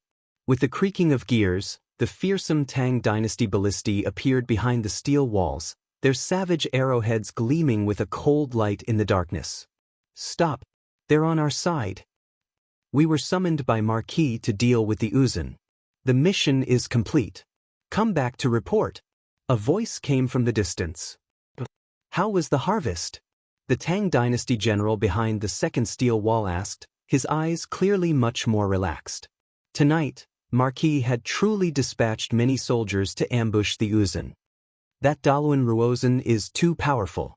We were unable to get close. We ambushed him several times, but all of them failed. So we came back to report. The other side replied. Their warhorses slowed down, but they did not stop. That's true. That Prime Minister of Uzun is truly formidable. Even General Cheng Sanyuan and the others failed, much less you. The candle flames flickered, and the Tang dynasty general behind the steel walls said, unsurprised. But Marquis has ordered that everything must be done according to the rules. Dismount your horses and leave them to the rear to deal with. Remove your weapons and come in. Understood. The other side nodded and quickly approached the steel defense line. 50 paces, 30 paces. As they got closer and closer to the second defense line, when they were still 20-some paces away, quang. The bowstrings trembled, and the gears vibrated. Thick bolts suddenly shot out like lightning. Before the enemy could react, puff, puff, puff, dozens of allies, who were riding their horses in the dark, were pierced through by the bolts and fell from their horses like wooden stakes. The warhorses neighed. This sudden turn of events left everyone dumbfounded. What are you doing? A voice filled with both shock and anger came from the other side. They were completely shocked by the scene of their own people killing each other. Still pretending? At this moment, illuminated by the flames, the Tang dynasty general gripped his scabbard in his right hand and suddenly appeared in a gap in the city of steel. Marquis sent out a total of 4 armies. The first 3 armies have already completed their missions and returned. The 4th army hadn't even launched their attack yet, so how could they return in defeat? Why didn't you choose a better person to lie to, you crows? Hide. The last few words were spoken word by word, and they revealed waves of ridicule. Buzz. For a moment, the opposing Great Tang army was deathly still. Then, all the dead silence and shock turned into an earth-shattering roar. Kill them. Kill all the Tang people. That outside the steel walls, the Great Tang army that had been in a state of shock suddenly revealed its true face. Waves of arrogant shouts and shouts in the Uzun language soared into the sky. Hong, the warhorses galloped as fast as lightning, suddenly accelerating toward the second line of defense. As the warhorses charged, the elite cavalry of the Uzun army reached into the bellies of their horses and took out the heavy shields that they had prepared beforehand. Kyle! With their disguises removed, these Tibetans roared, their bodies exploding with killing intent as they shot toward the Tang inside the defense line, especially the Tang ballistae. Translated by Hypersheep 325 Twang Twang Twang. The ballistae boomed as ballista bolts flew through the air. But this time, they were prepared, and the lethality of the ballistae was greatly reduced. At the very front of this Uzun army was an Uzun general, his aura soaring to the heavens. With a flick of his wrist, he unleashed a storm of energy that sent a ballista bolt flying toward him flying. Charge! This Tibetan general became one with his horse and shot forward with unbelievable speed, taking the lead as he charged toward the second defense line. This sudden movement immediately attracted everyone's attention. Focus fire! With a heaven-shaking roar, the ballista bolts began to converge on the Uzun general. But with a boom, the warhorse whinnied and fell to the ground. As for the Tibetan general, before his horse could be hit by the ballista bolts, he had leapt off his horse. Sticking close to the ground, he flitted through the air with astonishing speed and appeared at an opening in the second defense line. In that instant, under the illumination of the furnace and the torch, a face with a chiseled face was clearly outlined. It wasn't Huaba Senji, but it was a Saint Martial realm expert just like him. Careful! At the gap in the steel walls, the great Tang commander gave a heaven-shaking roar. Countless soldiers and countless attacks immediately began to rumble toward the Saint Martial expert of Yusang. But this Saint Martial Tibetan general paid no attention to their attacks. With a blink, he shot toward the first ballista. Bang! In a flash of light, An invisible energy of law pierced through the air and gathered on the fist of the Uzun general of the Yarlung lineage, Abu Sangji, who smashed his fist against one of the ballistae. With a boom, the ballista shuddered. The sturdy and powerful ballista was instantly torn to pieces, its parts flying into the air and scattering to the ground. It felt like it was made of paper. Ignore them. Hurry up and destroy their ballistae. Abu Sangji's furious roar resounded through the night. After destroying one ballista, he immediately charged toward the second, ignoring the attacks of the others. As a valiant general of the Yarlung lineage, Abu Sangji's martial arts had not yet reached the level of a brigadier general like Huaba Sangji, but Abu Sangji's martial arts were still extremely frightening. He was not much weaker than Huaba Sangji. Although Daluan Ruozen's westward march against the Tang people appeared to be going against the Tsenpo on the surface, he had countless people assisting him. Abu Sangji had served at Daluan Ruozen's side at the behest of the Yarlung lineage king. He had been closely following the Tang army this entire time. The ballistae of the Tang dynasty were extremely tough and could be repaired. Only metal element experts could completely destroy them and make them impossible to repair. This was the true reason why Daluan Ruozen had sent him on this night raid. The Tang dynasty army at Talas was now rife with experts, including many top-class Tang generals. They could arrive at any moment, and not even Abu Sangji dared to act recklessly. Time was short, and Abu Sangji had to destroy the ballistae as quickly as possible. This was the true purpose of this night raid. Otherwise, killing a few hundred or even 1,000 of the 100,000 Tang dynasty soldiers would be meaningless. It would be like trying to put out a cart of firewood with a cup of water. Kill! With Abu Sangji taking the lead, the other Uzun cavalry braved all sorts of attacks to break through the second defense line. None of them engaged in battle. Everyone had a clear goal. Once they broke through the defense line, they would immediately break through the ballistae. Boom! A Tibetan soldier charged up to a ballista and smashed down with his fist, instantly smashing the ballista into smithereens. Enemy attack! Shrill cries resounded through the night as wave after wave of Tang dynasty soldiers surged in. The effect of choosing to launch a sneak attack after the Z period was now on full display. Even though the city of Talas had more than 100,000 soldiers, the vast majority of them were in a state of deep sleep. They had to prepare for the battle that might occur during the day, so not many soldiers were rushing over. But even so, the Tang dynasty cavalry that had been summoned from all sides still outnumbered the Uzun soldiers who had come to launch a sneak attack. Wave after wave of cavalry surged forward, their swords and sabers flickering in the light of the flames. Hurry! Abu Sangji's shout resounded through the second defense line. Countless Uzun cavalry charged through the gaps in the defense line, enduring the attacks of the Tang dynasty soldiers as they charged toward the ballistae. The soldiers that Abu Sangji had brought with him were the most unique soldiers of the Uzun. All of them had metal element abilities, and although their abilities differed in strength, they were the most effective against the Tang dynasty ballistae. Bang bang bang. In a few short moments, 10-some Tang dynasty ballistae had been destroyed by Abu Sangji. On the other side, the thousands of Uzun cavalry had clearly divided into two groups. One group held round shields to block the attacks of the Tang people while the other focused on attacking the Tang dynasty ballistae behind the defense line. Although these people were far weaker than Abu Sangji, they had the advantage in numbers. In a few short moments, 70 to 80 Tang dynasty ballistae had been blown into the air and scattered in fragments. 100, 200. Although the Uzun elite cavalry had only been charging for a short time, their clear goal allowed them to destroy 200 to 300 Tang dynasty ballistae. For the Tang dynasty army, which only had 3,000 ballistae in total, this was an enormous loss, and the losses were still growing. However, the Uzun army had also paid an enormous price. Screams filled the air. In just a few moments, more than 1,000 Uzun elites had died behind the second defense line. There were simply too many Uzun soldiers charging in from all directions. Each Uzun cavalry was being attacked by at least 4 or 5 Tang dynasty soldiers at the same time. Even though these people were all elites and each of them was wearing the best armor, it was still difficult for them to withstand so many attacks.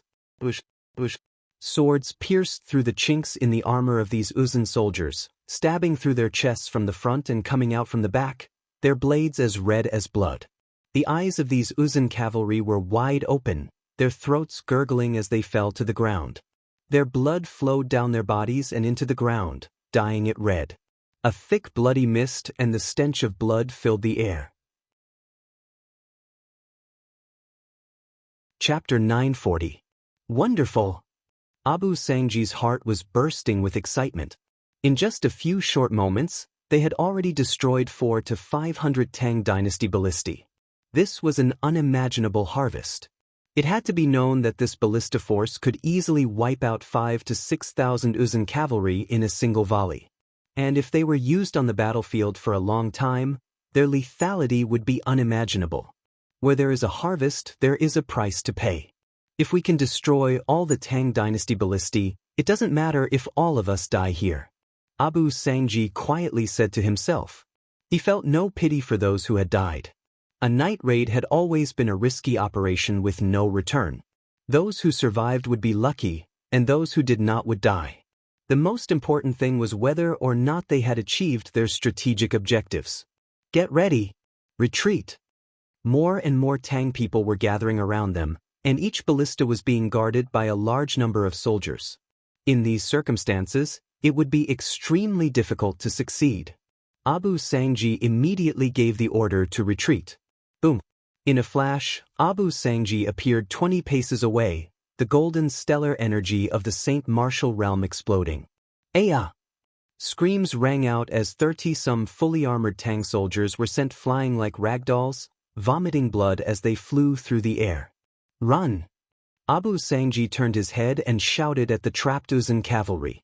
After doing all this, he leaped into the air, immediately snatching a Tang warhorse and mounting it. Without any hesitation, he charged toward the eastern side of the second defense line. Abu Sangji could see that the distant gate of Talas was open, and the Anxi Protectorate Army's vice commander Cheng Qianli was already riding out. Cheng Qianli was a peak brigadier general and one of the strongest soldiers of the Tang dynasty army. Abu Sangji was currently no match for him. No matter how much Abu Sangji wanted to expand his victory, he had no choice but to retreat. Abu Sangji reacted quickly. Neigh let out a long neigh and Abu Sangji leapt out of the gap in the second defense line. Everyone listen up. Don't stay here. Retreat at full speed. Abu Sangji's screams echoed across the battlefield. The results of this battle were far greater than he had imagined. A single ambush had destroyed 400 to 500 ballistae. If he did this a few more times, the Tang dynasty's ballista army would essentially be wiped out. Now, as long as they returned to the camp, this operation would be considered a complete success. Go! Abu Sangji squeezed his legs and exerted all the strength in his body. Boundless Saint Martial realm's stellar energy poured into the warhorse beneath him. The man and horse galloped through the night at an astonishing speed. 100 feet, 200 feet. In the blink of an eye, Abu Sangji had escaped from the battle. He had run more than 60 meters from the second defense line. Just as he was about to escape, Abu Sangji suddenly saw a figure. This figure was tall and thin. He stood there quietly as if he had been waiting for a long time. The night wind blew and the person's long hair danced in the wind. He exuded a calm and composed aura, as if he was in control of the situation. More importantly, the moment he saw this person, Abu Sangji had a strange feeling. It was as if this person had predicted his escape route and had been waiting for him. Who goes there? Abu Sangji's eyes widened as he shouted. Ha! The person who will kill you. An indifferent chuckle came from the darkness. It sounded extremely young. Boom! Before Abu Sangji could react, the slender figure's left and right shoulders suddenly rose up, one gold and one red. A sun and a moon, a bizarre sight in the darkness. Abu Sangji grimaced and an intense sense of danger welled up in his heart. Mubwa's fist of the great sun. Without the slightest hesitation, Abu Sangji used his most powerful technique.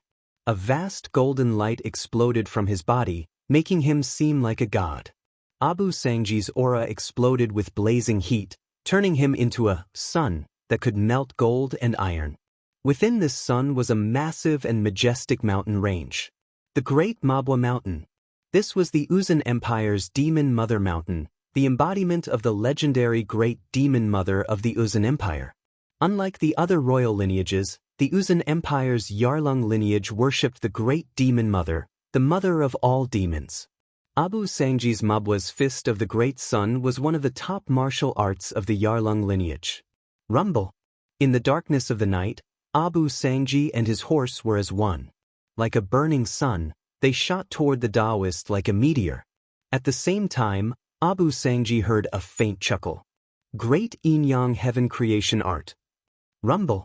There was an earth-shattering boom as the two figures collided more than 60 meters away from the second defense line of the Tang dynasty. At that moment, time and space were silent, the sun and the moon were silent, and everything seemed to have come to a standstill. Then, a strong wind swept in all directions, and even the shockwaves that were more than 60 meters away hit the steel wall with a series of loud bangs. This earth-shaking battle had begun fiercely and ended simply. In the blink of an eye, this battle between Saint martial experts was over. As everyone watched, Wang Chong stood on the ground in plain clothes, his hand gripping Abu Sangji's neck like a pair of iron pincers. This fierce general of the Yarlung royal lineage of the Uzun Empire was like a duck, his feet off the ground, unable to break free from Wang Chong's grasp. Under the effect of the great Yin-Yang Heaven Creation Art, an endless stream of Saint martial energy surged into Wang Chong's body. Wang Chong's aura surged as his strength continued to grow under the influence of the Saint martial energy. Meanwhile, Abu Sangji's strength continued to drop like a punctured rubber ball, and his stalwart body began to shrivel and wither like the skin of an orange. Evil, evil art. Abu Sangji's eyes were wide with fear. He had fought all his life, never fearing anything, never retreating. Even if he died on the battlefield, he would not regret it. But what was happening to him now had completely defied common sense and could not be explained with logic. Without question, this was the most terrifying evil art of all. Wang Chong only sneered, not even bothering to explain. Too weak. With a faint smile, Wang Chong snapped Abu Sangji's neck. All of the latter's energy had been sucked dry by Wang Chong, and he fell from Wang Chong's hand like a ragged sack. With Abu Sangji's energy, Wang Chong's strength had once more swelled to another level. Saint Martial Tier 6 or 7 is still not enough. I thought that Daluan Ruozhen would at least send out a brigadier general, but it seems like he's even more cautious than I thought. Given Wang Chong's current strength, he wouldn't even need to use the God King Yama to easily kill anyone who wasn't a top-class general. Abu Sangji alone was far from being his match. Marquis. As Wang Chong was slowly drawing back his energy, the sound of galloping hooves could be heard. Sun Jiming and the others dismounted and rushed to Wang Chong's side. How did it go? Wang Chong flicked his sleeves and raised his head. We killed more than 3,000 people in total. The rest have all escaped. The Uzun this time are very powerful, and it seems like Daluan Ruozhen has made ample preparations. If not for Marquis's foresight, we really might have suffered heavy losses. Sun Jiming bowed. Sun Jiming admired Wang Chong from the bottom of his heart. Back at Deflecting Blade Manor, everyone had viewed Wang Chong as a god, and they all looked forward to fighting alongside Wang Chong on the battlefield. But it was only after fighting alongside Wang Chong on the battlefield that Sun Jiming truly understood how formidable Wang Chong was. So many people had surrounded the Uzun, but they had only managed to kill 3,000 some, and quite a few had even managed to escape. If not for Wang Chong's foresight, the Tang dynasty would have suffered grievous losses, all their ballistae would have been destroyed, and the Uzun would have been able to escape unscathed. In a battle against a legendary figure like Daluan Ruozhen, one had to use all one's strength. One could not be the slightest bit careless. This was not something someone like Sun Jiming could contend against. In all of the Tang dynasty army, probably only Wang Chong could exchange blows with him. Not only could Wang Chong block his attacks, he could even suppress him. Marquis is even stronger than the legends of Deflecting Blade Manor say. Sun Jiming lowered his head and said sincerely to himself, "Very good. There's no need to worry about those who escaped." Tell Xue Qianjun to have the pursuing soldiers withdraw.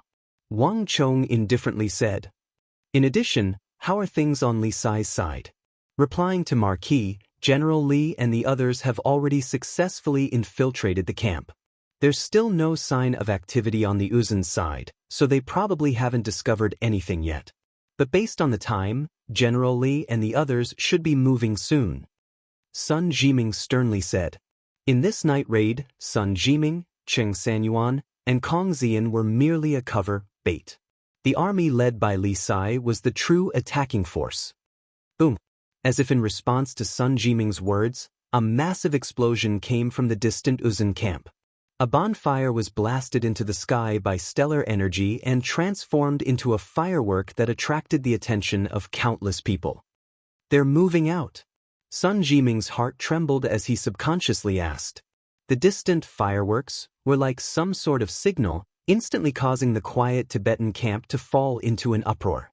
Shouts and shouts shook the heavens. In the darkness, countless Tibetans were charging toward the place where the fireworks were exploding. Daluan Ruozhen, you're still a step behind. Wang Chong looked into the distance and smiled. Then he turned to Sun Jiming. Sun Jiming, pass down my order. Tell Chen Burang to begin the operation. Yes, Marquis.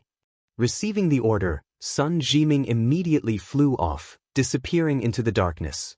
Not long after he disappeared, 53, a shrill cry sounded. In the darkness, a massive boulder shot into the sky, drawing an arc in the air as it smashed toward the Uzun camp. And this boulder from the catapult had completely lifted the curtains on this three-way night raid. Chapter 941. What's going on? What happened? In the commander's tent behind the distant hills, Daluan Ruozhen suddenly stood up, his face paling. He had already dispatched the soldiers to attack the Tang dynasty's ballistae, but before they could return with any success, something had happened in his own backyard. And what made Daluan Ruozhen most uneasy was that even though he had made so many arrangements, heard the sounds of fighting, and seen so many fires, there had still been no report from the messengers. This sort of situation would have never occurred in Daluan Ruozhen's plans. Prime Minister, enemy attack. The Tang people have launched an attack. A panicked Uzun soldier rushed in upon hearing the noise. What about their numbers? Direction? Cavalry or infantry? Why has there still been no report? The sentries, have they not responded at all? Daluan Ruozhen sternly said, almost instinctively sensing that something was wrong. Replying to Prime Minister, we have no idea how many people they have or which direction they're coming from. The camp is in chaos. Everyone only knows that the Tang people have launched an attack, but we have no idea where they are. The Uzun soldier who had rushed in said, a look of unease on his face. What? Daluan Ruozhen grimaced. Without time to speak, he strode over the metal table, threw aside the curtain, and rushed out of the tent. Behind him, Dusong Mengpoj and Huoshu Wizong exchanged glances and followed. A gust of wind blew a spark toward Daluan Ruozhen and Huoshu Wizong, who had just walked out of the tent. In a flash, the spark was obliterated in the air. As the air howled, Daluan Ruozhen and Huoshu Wizong raised their heads. They immediately saw a massive and blurry silhouette flying over their heads. With a boom, it smashed into the camp behind them. Aya! Screams rang out as a blazing bonfire was struck by a massive meteor, exploding into fireworks. Catapults! As this thought flashed through Daluan Ruozhen's mind, his entire body turned into a nasty grimace. What's going on? Didn't we already pull back the camp out of the range of the catapults? How could the Tang people's catapults still be able to throw so far and attack the camp behind us? At this moment, Dusong Mengpoj had walked to Daluan Ruozhen's right side, his expression extremely grave. In the battle during the day, everyone had seen the power of the Tang dynasty's steel catapults. Almost all the catapults of the Uzun and Arabs had been destroyed by the Tang dynasty. Thus, when setting up camp at night, Daluan Ruozhen had taken special precautions against this move. Other than a few sentries, 80% of the army was outside the range of the catapults. Hundreds of boulders rained down, covering almost all of the Uzun camp. This was not normal. Because they've moved the catapults forward. Daluan Ruozan said. That sliver of unease in his heart had finally been confirmed. Only now did Wang Chong reveal his true move. The steel catapults in the city of Talas could not reach this place. He was completely sure that Wang Chong had moved these steel catapults out of the city of Talas and even moved them forward to an extremely far location. Only in this way could those steel catapults possibly reach the Uzun camp. Catapults that had left the camp were very easy to destroy, but the pitch-black darkness provided the best cover for these catapults. Not even Daluan Ruozan had expected Wang Chong to have such a move. At this moment, Daluan Ruozan suddenly understood why no soldier had reported back after so long. Sentries? Where are the sentries? Why has there been no news of the Tang people's invasion? Daluan Ruozan said sternly. Although the stone rain from the catapults looked very powerful, in fact, it was all bark and no bite. The actual lethality was very limited. If they only relied on the attack of the catapults, even if the entire Uzun army fell into chaos, not many people would die. Daluan Ruozan knew that the attack of these catapults was not the real goal. They were just a cover. The real main force of the attack was definitely an army of the Tang people that had already sneaked in. However, Daluan Ruozan had already made full preparations. If the sentries were attacked, he must have received the news. Until now, Daluan Ruozan still did not know what the problem was. Prime Minister, there is no trace of the enemy in front. Prime Minister, there is no trace of the enemy in front. Prime Minister, there is no trace of the enemy in front. A constant stream of news came from the sentries. Even though the camp was in chaos, the information system Daluan Ruozan had established was still working. But to everyone's shock, even though the camp was in chaos and screams could be heard, the sentries had not reported the presence of any Tang dynasty cavalry. How could this be? Huoshu Wuzong and Dusong Mangpoj looked at each other in dismay. Even though they did not have sufficient evidence, their great general's intuition told them that a Tang dynasty army had definitely infiltrated their camp. However, the information they received from the sentry post in front of them made them completely unsure. Screams rose and fell from every direction. In the darkness, it was impossible to tell whether these were the clangs of swords or the crashing of catapults. Even the best of great generals would be rendered useless in the face of this purist strategy. Prime Minister, I'll go and take a look. Huoshu Wuzong suddenly said, and before he could finish speaking he had already taken off, moving so quickly that no one could react. Prime Minister, I'll also go and take a look. A few moments later, Dusong Mangpoj also took off, choosing a different direction and vanishing into the darkness. Daluan Ruozan did not even have time to stop him.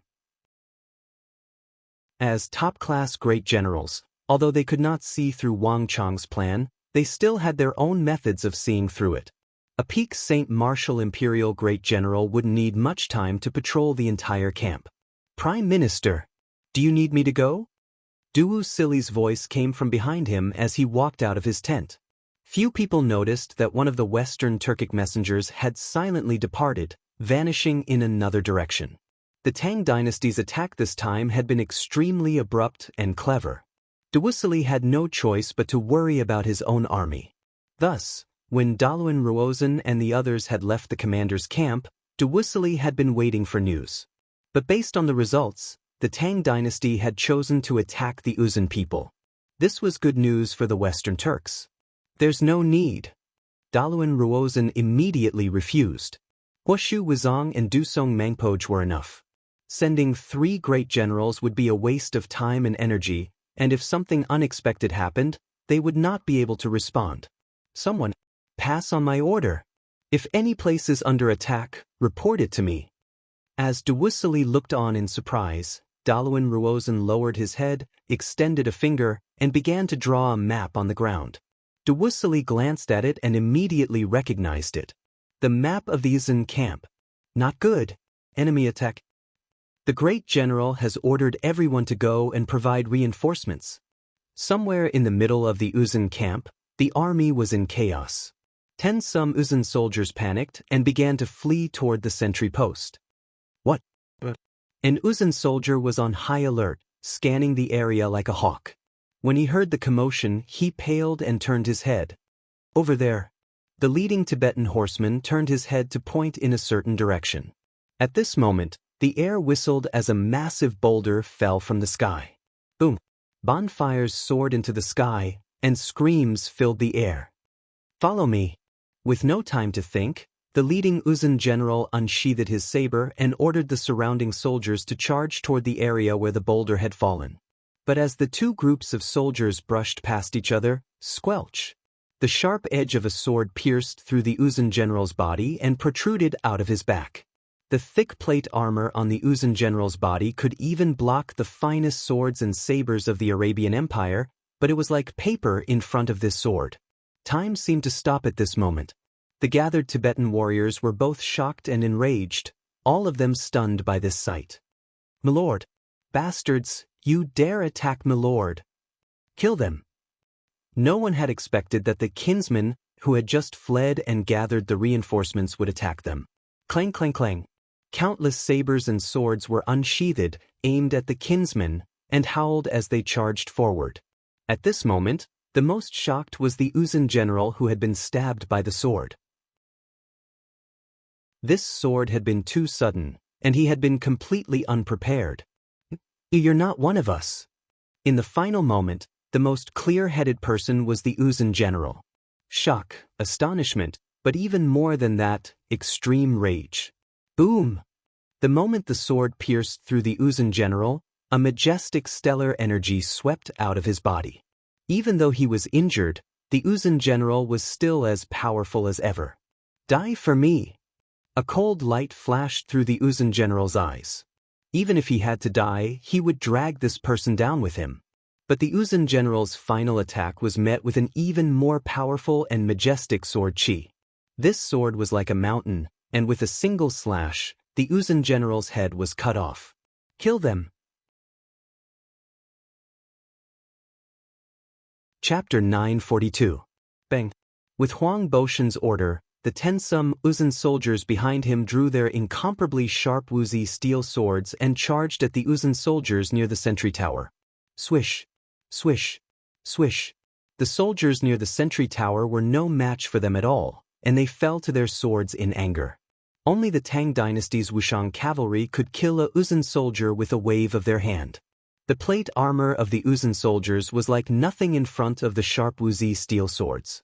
Although the Tang dynasty soldiers under Huang Boshan's command were fewer in number, their teamwork was better, their strength was higher, and their weapons and equipment were more formidable.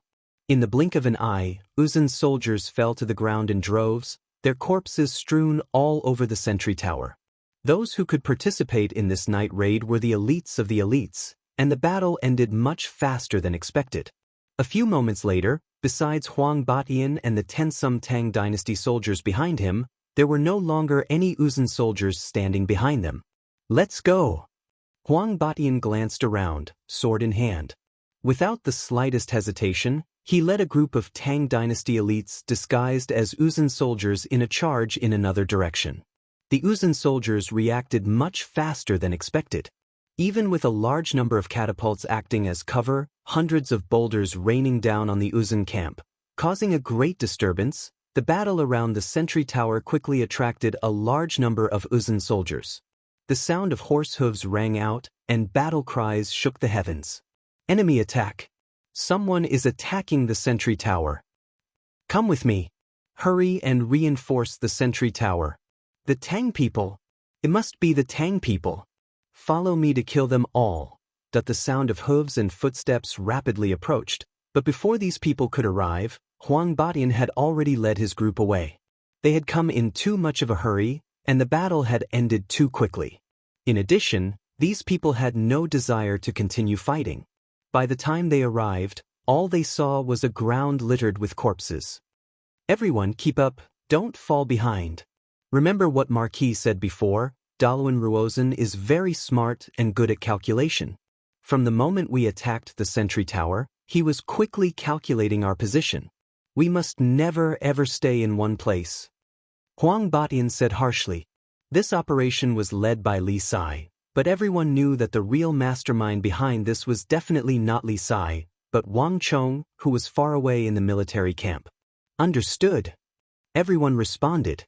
In this night raid against the Uzun army had fallen into an extremely passive position. Perhaps not even Daluan Ruozhen knew that he had fallen completely into Wang Chong's control. The rhythm of this battle, whether it was the feint or the final attack, as well as Daluan Ruozhen's calculating abilities, had all been calculated by Wang Chong. Perhaps not even Daluan Ruozhen knew that he had already lost this battle. Kill! A few moments later, a heaven-shaking battle cry resounded through the air once more, but this time, it came from a place nearly 1,000 feet away from the sentry tower. If one paid attention, they would discover that Huang Batian and the others didn't randomly choose a place to attack. Each place was extremely far away and seemed to follow some sort of pattern. And if one looked down from a higher vantage point, they would discover that the entire Uzun camp was filled with battle cries that seemed to be connected to each other. Meanwhile, behind the hills, next to the Uzun commander's tent, Daluan Ruozhen was kneeling on one knee, his slender finger constantly moving. His brow was tightly furrowed and his lips were moving, a sharp light constantly flashing through his eyes. Ever since the battle began, all sorts of information had been pouring in from all directions. Every time a location was attacked, Daluan Ruozhen would make a mark on the map of the camp. The entire map of the campsite was already densely packed with markings. And these markings were constantly increasing. Daluan Ruozhen was half-squatting there, motionless, but his mind was rapidly calculating. At this time, even the celestial wolf Great General Duwisili was quietly standing behind him, not disturbing him. The ability that Daluan Ruozhen had displayed was astonishing even to someone like Duwisili. From the perspective of martial arts, Daluan Ruozhen's intellect was insignificant, but his strength was reflected in an even higher level of difficulty that ordinary people could only look up to. In the realm of intelligence, the role of force was negligible, but the role of intelligence was decisive. In this realm of strategy, Daluan Ruozhen was unquestionably the greatest general. Found it! A sharp light suddenly flashed through Daluan Ruozhen's eyes. Daluan Ruozhen raised his head, his furrowed brow finally relaxing. Someone, call General Huaba Senji over. Have him bring his troops here immediately. Clang! Daluan Ruozhen suddenly pulled out the long sword at his waist and stabbed it deeply into the northeast corner of the map. Wang Chong, I've underestimated you, but this round is far from over. The wind whistled. Daluan Ruozhen stood in front of the tent, his robes fluttering in the wind, his eyes bursting with a startling light. He could now basically determine Wang Chong's plan. More than 20 small teams were feints, constantly harassing and confusing his judgment, but the real main force was actually at the northeast corner. Daluan Ruozhen could even determine that the main force of this night attack would definitely be a considerable number of Wushang cavalry. Without this level of strength, it would be impossible to complete this night attack. And the one who could command these Wushang cavalry was probably only that fierce general of the Tang dynasty called Li Sai. As long as Huaba Senji and the Mutri Great Cavalry were sent over, they would be able to wipe out the night attack in one fell swoop and completely change the situation of the Uzun in this battle. Huaba Senji, remember, advance in this direction. You must not let them discover you and outflank them.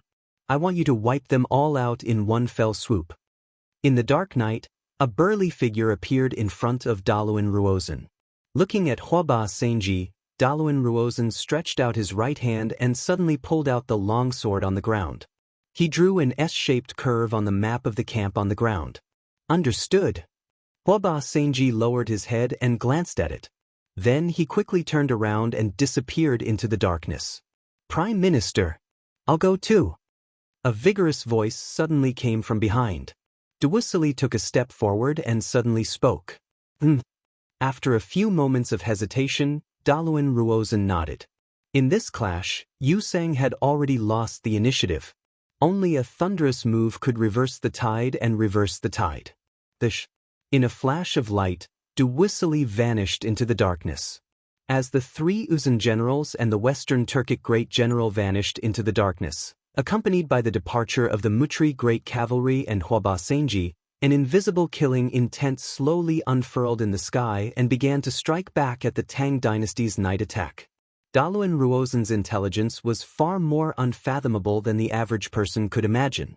Even though there was no evidence that the camp in the northeast corner had suffered a large-scale attack and no news had been sent, Daluan Ruozen's judgment was correct. But Daluan Ruozen's judgment was correct. At this moment, the northeastern corner of the Tibetan camp was filled with the glint of swords and the light of fire, signs of a fierce battle. If one looked carefully, one would see thick smoke and the corpses of thousands of Uzun soldiers strewn across the ground. In the center of this camp was a force of more than 4,000 elite Tang soldiers, all of them wearing the armor of the Uzun people. They had assumed various battle formations and were charging forward, engaging in repeated slaughter. Wherever the army passed, men and horses were thrown off their feet, and all the Uzun soldiers were cut down like weeds. Messengers, generals, and officers of all ranks, all the Uzun soldiers involved in the transmission of information, were the main targets of these attacks. Thus, despite the intensity of the battle and its scale, the news had not been able to get out in time. "Everyone hear my order. Pass on my order. After 10 breaths, all soldiers are to retreat." In the center of the army, Li Sai's loud and clear voice resounded through the sky. Before his voice faded away, Li Sai grasped the Wuzi steel sword with both hands and fiercely slashed forward. Boom! With an earth-shattering boom, a magnificent sword chi of more than 10 zhang long streaked across the sky and landed heavily on the densely packed Uzun cavalry that was charging over. Ah! Amid the shrill screams, the powerful chi exploded. More than 10 Uzun cavalrymen and their horses were sent flying into the sky like kites with their strings cut. 5 or 6 Uzun cavalrymen were directly cut in half by Li Sai's sword chi, and their blood splattered over a radius of 10 zhang. In the face of a top expert like Li Sai, this so-called army of the Uzun was too weak. Kill! In the dark night, battle cries rose to the sky. Countless Uzun soldiers surged over from all directions. One army charged past Li Sai about 20 zhang away and disappeared into the darkness in the distance. Another army fought side by side with Li Sai's ally, charging towards the Uzun army on the opposite side. Both sides fought fiercely. The Uzun armor worn by Li Sai's army played a key role. In the dark, the Uzun people could only hear the battle cries, but they could not tell the difference between friend and foe. Originally, the Uzun people were shorter than the Central Plainsmen, and they could still be distinguished from their stature. However, the Uzun army brought by Daluan Ruozen were all the elites of the elites. Compared to the ordinary Uzun people, they were much taller and stronger. Basically, they were no different from the Han people, and it was impossible to tell the difference just from their stature. The Uzun people had the unique redness of the plateau on their cheeks, which could not be seen in the dark at all. Even the faces of the Tang dynasty army, which was illuminated by the light of the bonfire, also showed a redness of the plateau. Chapter 943. But despite his unstoppable momentum, Li Sai did not relax in the slightest. On the contrary, his expression grew even more solemn and nervous. Remember, in this night raid against Daluan Ruozen, you can't be the slightest bit careless. Even if you have the cover from the catapults, even if you have the armor of the Uzun soldiers, and even if you have 20-some teams to harass and confuse his judgment, given Daluan Ruozen's abilities, you won't be able to delay him for too long. Moreover, the Uzun and Western Turks still have 3 great generals. So once the time is up, you must immediately retreat without the slightest hesitation. As the winds howled around him, Li Sai recalled the words Wang Chong had repeatedly warned him before the operation. In a battle between experts, every second mattered, and between top-class strategists like Wang Chong and Daluan Ruozen, every second could mean a completely different result. A battle of wits and schemes was different from a battle of martial arts. There was no smoke of gunpowder, no fierce glints of swords, but it was far more dangerous. In a battle of martial arts, whether one won or lost, the most casualties would be one person, perhaps several dozen or even 100. But a battle of wits and schemes would often result in the deaths of thousands, tens of thousands, or even millions. This was something that no martial arts could compare to. In this battle of wits and schemes, not even a general like Li Sai could interfere. All he could do was faithfully and perfectly carry out Wang Chang's every step and decision. Nay! Warhorses neighed as Li Sai led his army through the Uzun camp. In a few short moments, wave after wave of Uzun soldiers fell to the iron hooves of the Tang dynasty. But when the battle was at its most intense, Li Sai glanced at the sky and immediately gave an order. Retreat! With a loud roar, more than 4,000 elites of the Tang dynasty, as well as more than 20 squads scattered in different parts of the Uzun camp, seemed to have sensed something in advance. Abruptly, they pulled the reins and rushed towards the second defense line of the Tang dynasty. This action was so sudden that the Uzun people behind them were all dumbstruck, and none of them could say a word. After him. A moment later, these people finally reacted and chased after him. Cutting formation. However, in the distance, Li Sai and the others seemed to have expected this. With a cutting formation, they turned around and killed all the Uzun people who were chasing after them. Only then did they continue to retreat to the Tang dynasty's camp. Boom! Almost not long after Li Sai and the others left, smoke and dust billowed, and an army wearing gold and red armors flew out of the flames. Damn it! I was a step too late. Huoba Senji clenched his fists and clenched his teeth as he stared in the direction of the Tang army's retreat. Following Daluan Ruozen's orders, he had done his best to circle around and charge over, but the Tang people had apparently predicted this and retreated first. This made Huoba Senji feel like he had punched nothing but air, and his heart ached. "Milord, what do we do?" A Mutri great horseman asked.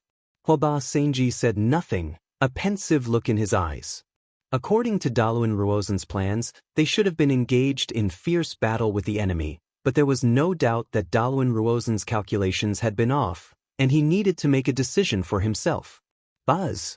Just as he was deep in thought, a strange feeling suddenly appeared in his heart. Huoba Senji suddenly turned his head, only to see an enormous aura rapidly approaching from the northwest.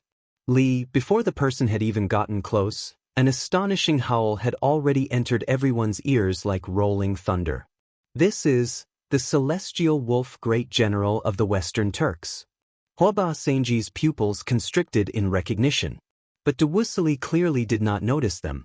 With a howl, he and his horse shot past the Mutri great cavalry like a bolt of lightning, vanishing into the darkness. "Where do you think you're going?" In the distance, they could still hear Dewusili's furious roar. "Let's go! Let's pursue him together!" Huoba Senji's eyes flashed as he quickly came up with an idea.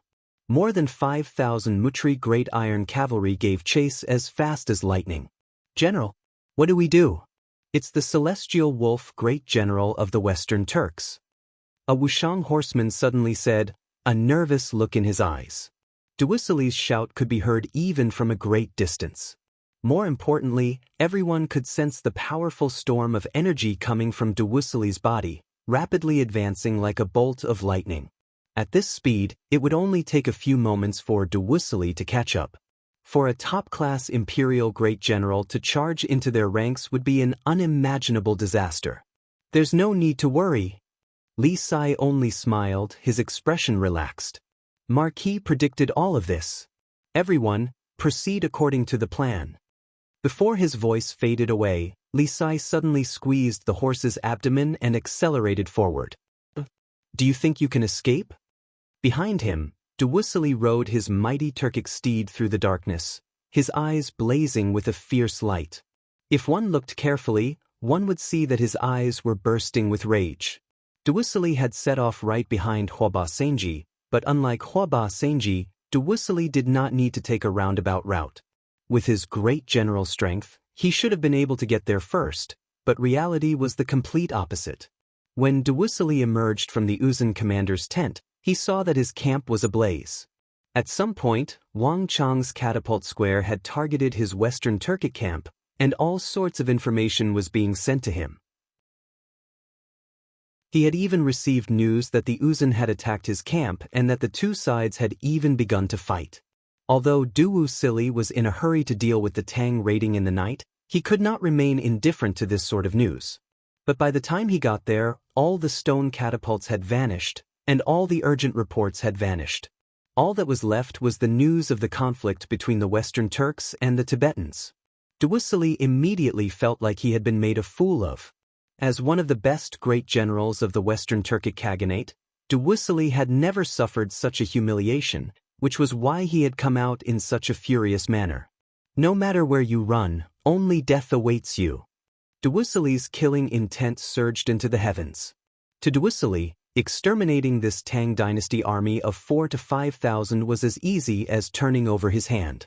But as Duwusilli was galloping forward, the 4,000 to 5,000 Tang dynasty cavalry suddenly scattered like birds and beasts. Duwusilli's heart skipped a beat. He had never imagined that the Tang raiding army would use this sort of method to scatter and flee in every direction. A single target had instantly become several thousand. Even a great general like Duwusilli couldn't help but feel his hair stand on end. Damn it! Duwusilli clenched his fists, his entire body about to go crazy with rage. For a moment, he actually didn't know what to do. But soon, Duwusilli's eyes flashed with cold light as he chose a tall figure in front of him. "I'll kill you first, and then I'll kill the others."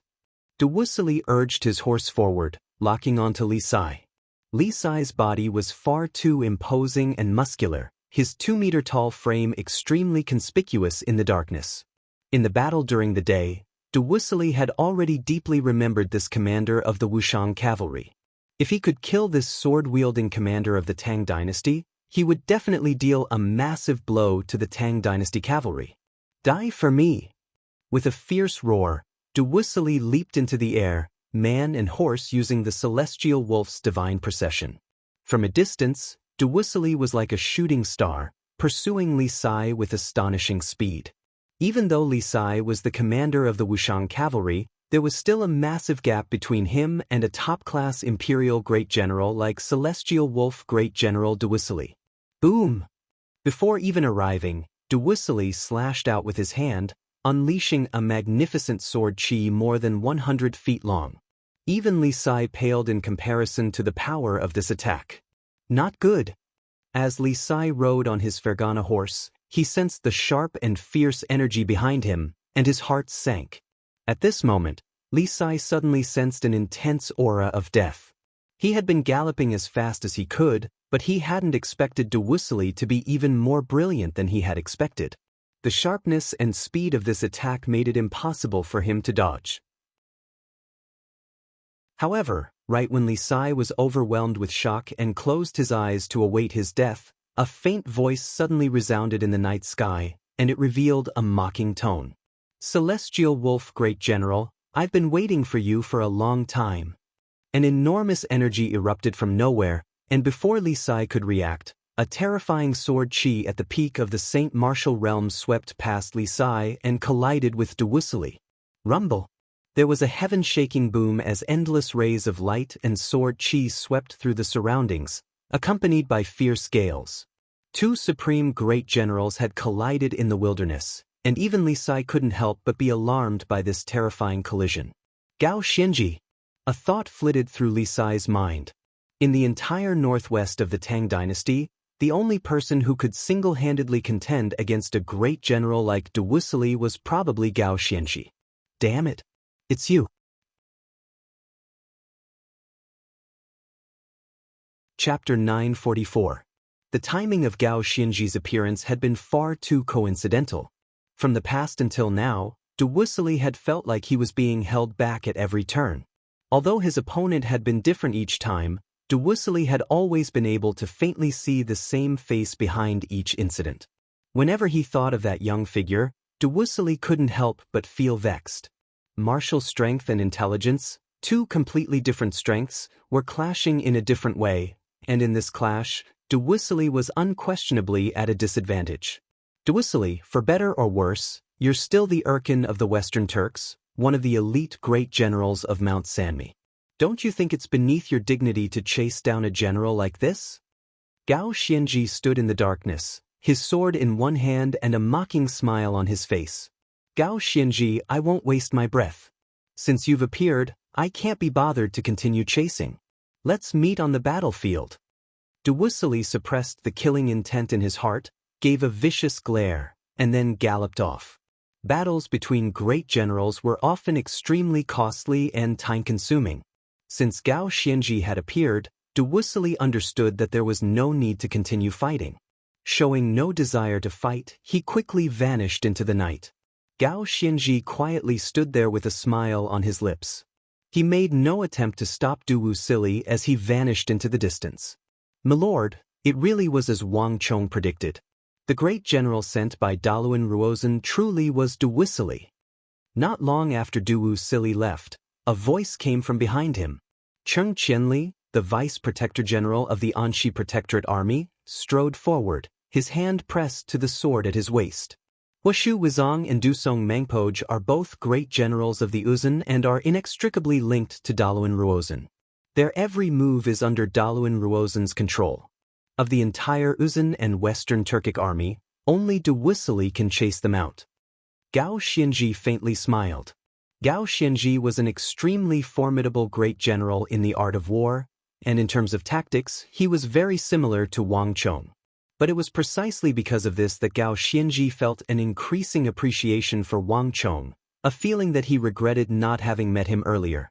Gao Xianji had never imagined that the Tang dynasty would have such a person. If he had known about this person, he would have used his status as Anxi Protector General to recruit him to the western regions. If the two of them worked together, the western regions would have been far different from its current state. "Let's go." By leaving the camp, we've already given them enough time and opportunity. The Arabs should have already begun their attack. Gao Xianji faintly smiled, and as he spoke, he slowly turned around and began to walk toward the other side of Talas. If one wanted to deal with something, one had to first take it. He had not appeared here just to stop Duwusilli. If one wanted to bait a fish, one had to first give it bait. This was a principle that would never change. On the other side, in the darkness, Huoba Senji and a group of golden-red armored Mutri great cavalry stared at Gao Xianji's back. Although they were filled with reluctance, they had no choice but to suppress it. "Withdraw." With this order, the group left as quickly as they had come. Heavens! Plush plush plush. Gao Xianji's judgment had been correct. Back in time, when Gao Xianji had been resisting Duwusilli, arrows had shot out of the darkness, each of them striking the furnaces and torches behind the first defense line. Peng, peng, peng. There was a series of light explosions, and a burst of stellar energy erupted from the arrows.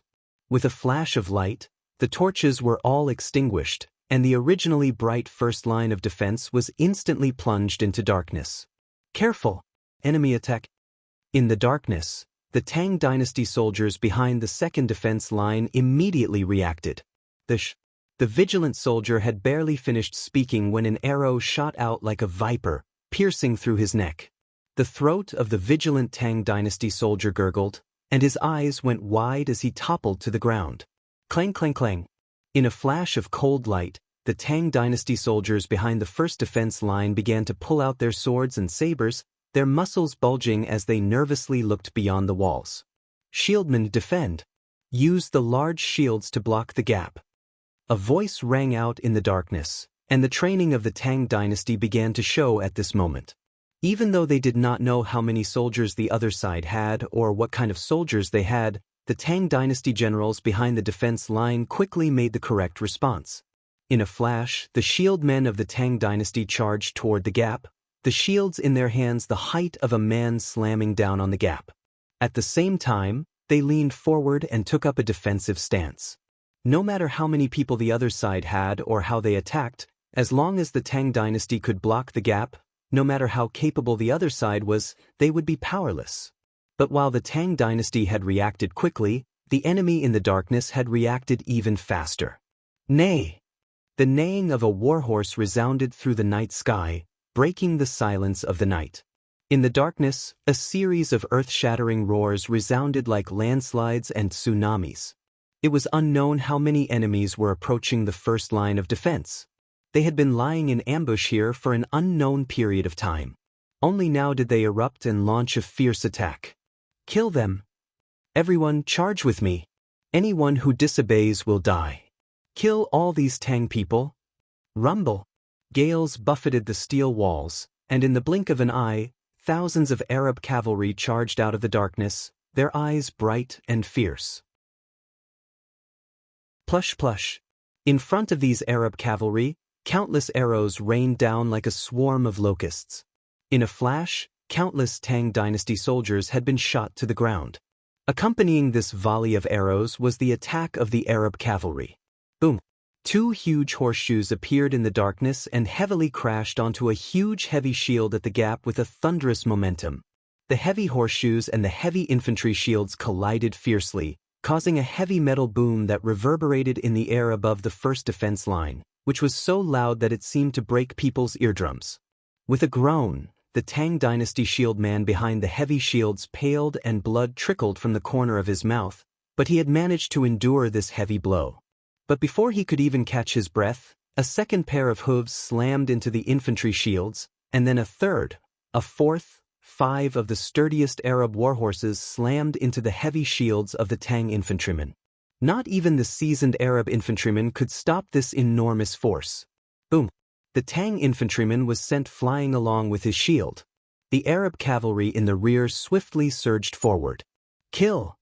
Arab roars shook the heavens. The Arabs had prepared for this ambush for a long time. Whether it was the initial volley of arrows or the cavalry, they were both swift and fierce. Boom boom boom. In a few short moments, countless Arab cavalry had crossed the steel walls and charged into the Tang dynasty positions. Stop them!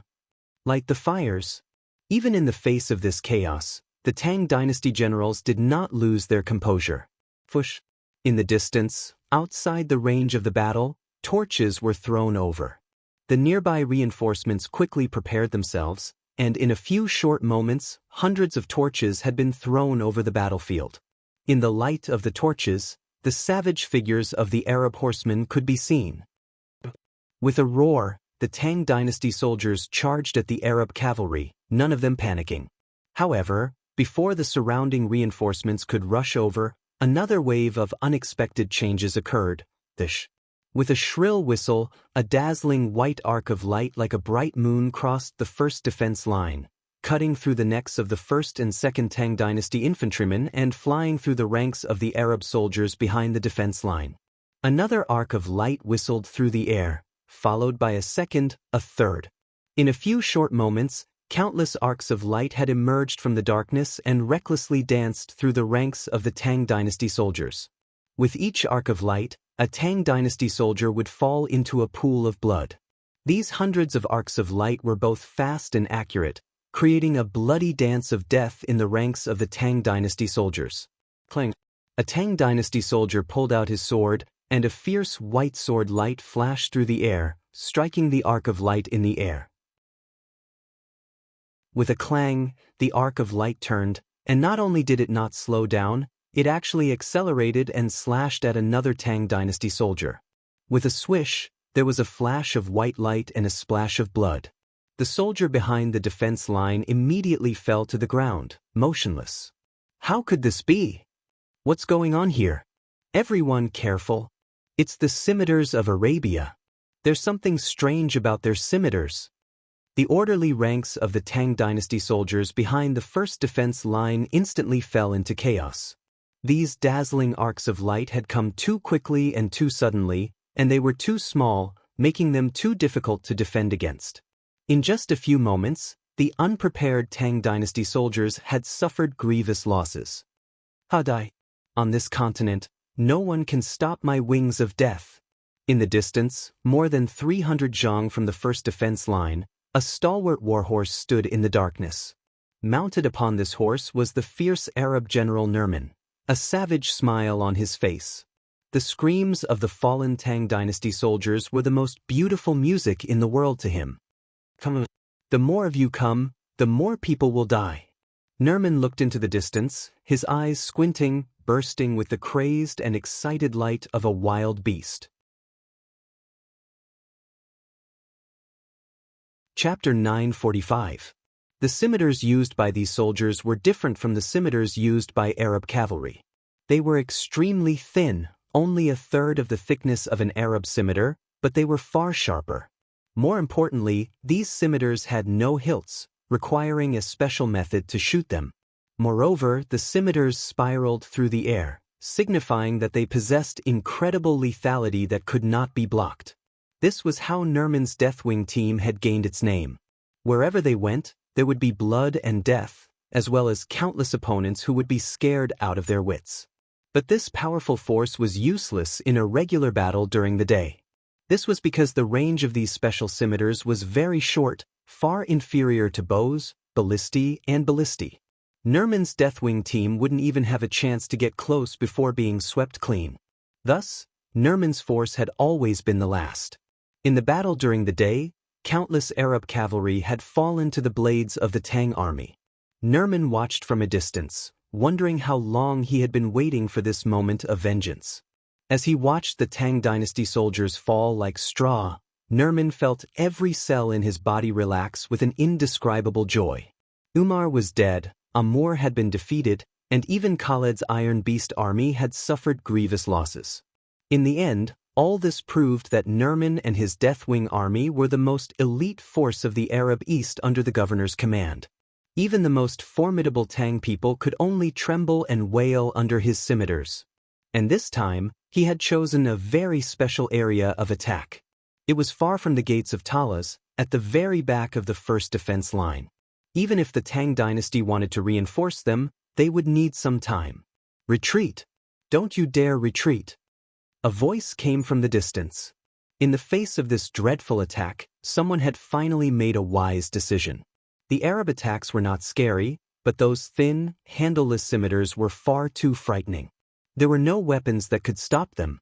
The more they attacked these scimitars, the faster they would become, and the more destructive they would be, the more casualties there would be. The surrounding darkness provided the perfect cover for them, making them even more elusive and difficult to defend against. Under such circumstances, retreating was the best option. "Hee, do you think you can escape?" Although Nerman didn't know the language of the Tang dynasty, he already understood when he saw some of the reinforcements rushing over and retreating. "If you want to escape, you'll have to ask for my permission first." A hint of cruelty flashed in Nerman's eyes. He waved his right hand, and in the next moment, something strange happened again. Shio, shio, shio. Amidst the shrill whistling sounds of arrows, one after another, long arrows shot out from the distance like lightning, shooting towards the bright lights in the distance. Pew, pew, pew. As the arrows flew past, the flames were extinguished once again, and darkness descended. Shio, there was an ear-piercing whistle, and a dazzling arc of light descended at an astonishing speed. In the darkness, it was impossible to distinguish what was going on. Only shrill screams could be heard. In an instant, more than 10 Tang dynasty soldiers fell to the ground. "Kill them!" Nerman yelled ferociously. Countless arcs of light shot out. Just as Nerman was about to repeat what he had done and set off another bloody storm, an unexpected change happened. Boom! Suddenly, an earth-shattering sound came from above. Nerman was shocked. In the depths of the darkness, he saw a huge rock, about half the height of a person, tumbling rapidly in the air like a meteorite, smashing in his direction. "What's going on?" Nerman's pupils shrank, and his expression changed. But before he could react, the huge rock had already smashed down. Boom! In the violent explosion, 3 wings of death cavalry standing in the darkness couldn't even dodge in time. With a shrill scream, they were smashed into meat paste together with their horses. The violent shockwaves from the explosion and the countless pieces of rubble sent more than a dozen wings of death cavalrymen flying. Suddenly, too suddenly, Nerman had never imagined that he would encounter such an unexpected attack, but this was far from over. Boom, boom, boom. Boulder after boulder came crashing down like a torrential rain, and the entire Deathwing team was caught in the middle of this rain of rocks. Damn it! How could something like this happen? Let alone the wings of death, even Nerman was struck dumb by this wave of attacks. "Retreat! Hurry and retreat!" Nerman's shrill Arabic voice echoed through the darkness. What had just happened had far surpassed his imagination. It was common knowledge that the greatest flaw of catapults was their poor accuracy. They could deviate by several hundred meters or even more. But now that night had fallen and he couldn't see anything, the enemy could control the catapults to accurately attack him. The scimitars of the Deathwing team were useless against this sort of attack, so they could only choose to retreat. In Ney, warhorses neighed in panic. The Deathwing team, which had originally held the upper hand, was instantly thrown into chaos by the rain of rocks. All of them were forced to turn their horses around and retreat. Let's see how much skill you have. In a place where Nerman couldn't see, Chen Burang was standing on a large steel catapult, sneering. These steel catapults had all been modified by Zhang Shouji, with a 30-meter-long telescopic frame that allowed them to throw even farther. Most importantly, they were all equipped with large steel wheels that gave them a certain degree of mobility on the battlefield. Pass on my order. Smash. Give me a vicious smash. Adjust the direction by 10 scales.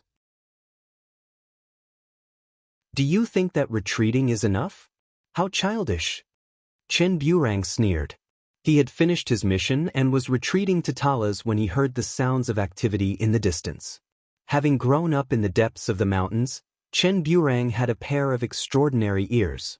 Just by listening to the sound, he was able to pinpoint the exact location of his opponent. Nerman's attack might be able to fool ordinary people, but it couldn't fool him. Not even Nerman's elite Deathwing team would be able to withstand a rock half the height of a man thrown down from the sky by a steel catapult. Being struck by a rock thrown by a catapult meant certain death. The pitch-black darkness not only provided cover for Nerman, but also for Chen Burang's catapults. By the time Nerman's Deathwing team noticed, these massive rocks were already very close to them. Even if they wanted to dodge, there was no time. Boom boom boom. Explosions rang out in the darkness as Nerman's Deathwing team was forced into a passive position. Change the direction. Adjust the scale by 30. Bring those master archers into range as well. Chen Burang waved his arm and gave another order.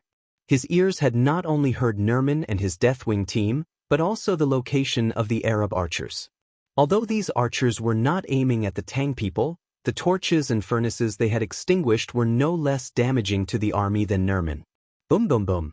In the distance, explosions and screams could be heard from the Arab camp. Chen Burang's rain of stone catapults forced the archers to retreat once more. Cree. Suddenly, an ear-piercing shriek came from Talas. This shriek was neither fierce nor loud, and it was easily drowned out by the fierce battlefield. However, a smile crept onto Chen Burang's lips when he heard the shriek. Enough. It's enough to teach them a lesson. Everyone hear my order. Protect the catapults and immediately return to the city. Chen Burang said. But, milord, are we not going to care about those Arabs attacking us? One of Chen Burang's soldiers asked. There's no need. Didn't you hear that cry? Our mission is complete. As for what comes next, Marquis has already made arrangements. Those Arabs are dead for sure. Chen Burang chuckled, a derisive smile on his lips. He had never doubted Master Ho's orders. Since Master Ho did not allow him to intervene and asked him to withdraw, then the matter was settled. Those people would definitely die.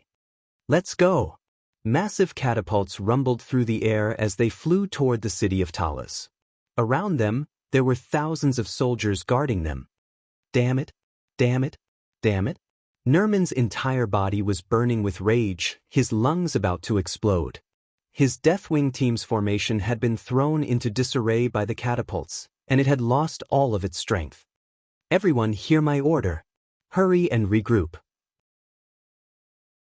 After fighting on the continent for so long, Nerman's wings of death had killed countless enemies, creating mountains of corpses and seas of blood. That was how he had earned his current reputation, but he had never encountered such a grievance. No one can force us to this state. Kill for me. For every one of our deaths, I'll make the Tang dynasty pay 10, perhaps even more, to accompany us in death. In the darkness, the sound of hooves could be heard as Nerman quickly gathered his troops and regrouped. Vengeance was a principle in the hearts of all Arabs. Just when Nerman was preparing to launch another counterattack against the Tang people, in a flash of light, a blazing fire arrow shot through the air and struck the ground in front of Nerman. The weak light of the fire illuminated the stunned faces of the Deathwing soldiers. Nerman's heart clenched as he felt an extremely ill foreboding. Chapter 946. As the darkness receded, the mysterious Arab raiding army was revealed for the first time. The warhorses neighed. Under the illumination of the flames, a bearded Wings of Death soldier subconsciously covered his eyes with his arms and retreated. The Deathwing team was used to hiding in the darkness, ambushing and attacking their opponents. They were extremely unaccustomed to the sudden appearance of these flames. In truth, it wasn't just this bearded Arab soldier. All the Wings of Death soldiers showed signs of panic when they saw the flames. Damn it! Hurry and extinguish those torches. Nerman's heart tightened as he instinctively sensed danger. The situation had taken a turn for the worse. The enemy commander had apparently found a way to deal with him, and his long experience in battle made him sense the approaching danger. Retreat! Nerman raised his arm to give the order to retreat, but it was too late. The enemy commander was far more formidable than he had imagined. Boom! The bowstring vibrated, the air exploded, and a thick crossbow bolt, more than 3 meters long, shot out from behind the first defense line in an instant, piercing through a Wings of Death warrior. The Wings of Death warrior didn't even have time to scream before he was pierced through by the arrow. Along with his horse, a huge bloody hole appeared in his body, and he instantly died. The ballista bolt continued onward, piercing through the bodies of 6 more Wings of Death soldiers before vanishing into the darkness. The Tang Dynasty Ballistae. This thought flitted through Nerman's mind, and his face instantly turned as white as a sheet of paper. He had already seen ballista bolts fired during the day's battle. Every time they were fired, it was like the roar of the god of death. In this night raid, he had deliberately avoided the defensive zone of the Tang Dynasty Ballistae, but the Ballistae had still managed to arrive in time. Run! Nerman was no longer just nervous, but panicked. The range of the Tang Dynasty Ballistae was far greater than that of the scimitars controlled by the Wings of Death, and they were also much more powerful. In a direct confrontation, his Deathwing team had no chance of victory against these treasured weapons of the Tang Dynasty. To put it simply, the Ballistae of the Tang Dynasty were the bane of the Wings of Death. Retreat! Retreat! Retreat! Nerman said the word, retreat, 3 times in a row, and without thinking, he hurriedly ran away. Behind him, the countless Wings of Death soldiers also began to flee. But the Tang Dynasty had prepared for this moment for a long time, so how could they let them run so easily? If they didn't kill them, Nerman and his Wings of Death would stir up more carnage and kill more Tang people. Boom! Boom! Boom! Thick and long ballista bolts were shot from all directions like a rainstorm, concentrating on the fleeing Wings of Death soldiers. No matter how fast the warhorses were, how could they be faster than the ballista bolts? With a series of earth-shattering noises and thunderous roars in the air, the previously invincible Deathwing team fell like weeds before they could escape far. Bang! Bang! Bang! In a split second, countless cavalrymen of the Wings of Death fell to the ground in disorder. The neighing of horses, screams, the sound of heavy objects falling, and the roar of ballista bolts filled the night sky. The strong smell of blood quickly pervaded the air. The originally one-sided situation of this war was quickly reversed. The battlefield that was originally dominated by Nerman and the Wings of Death, after the appearance of the Tang Dynasty Ballistae, quickly turned into a situation where the Tang Dynasty completely crushed and dominated. Release! Release! Release! In the distance, the armored Chinbin swung down his arm, unleashing wave after wave of ballista bolts, reaping the lives of the fleeing Arabs. I'd like to see how far you can run. Chen Bin's expression was as cold and determined as steel. These Arabs were far too cunning and their attacks far too terrifying. In a few short moments, the soldiers behind the steel defense line had suffered grievous losses. There was no doubt that this was an elite force, one that was extremely skilled in night raids. Whether it was the rain of ballista bolts to extinguish the flames or the deliberate act of luring the Arabs over so that they could harvest them with their scimitars, they had all been meticulously planned out. Anyone who could do this was definitely not an ordinary elite. But it was precisely for this reason that Chen Bin could not allow them to escape. Release! Release! Release! Chen Bin's expression was cold, his eyes devoid of emotion. He stared at the cavalryman of the wings of death in the distance as he swung his arm again and again. Chen Bin was the true commander of the ballista army. He had single-handedly built up this army of more than 10,000 ballista soldiers from scratch. In his hands, the ballista army could display its greatest might. Not even Su Kui could compare to him in this aspect. Boom, boom, boom.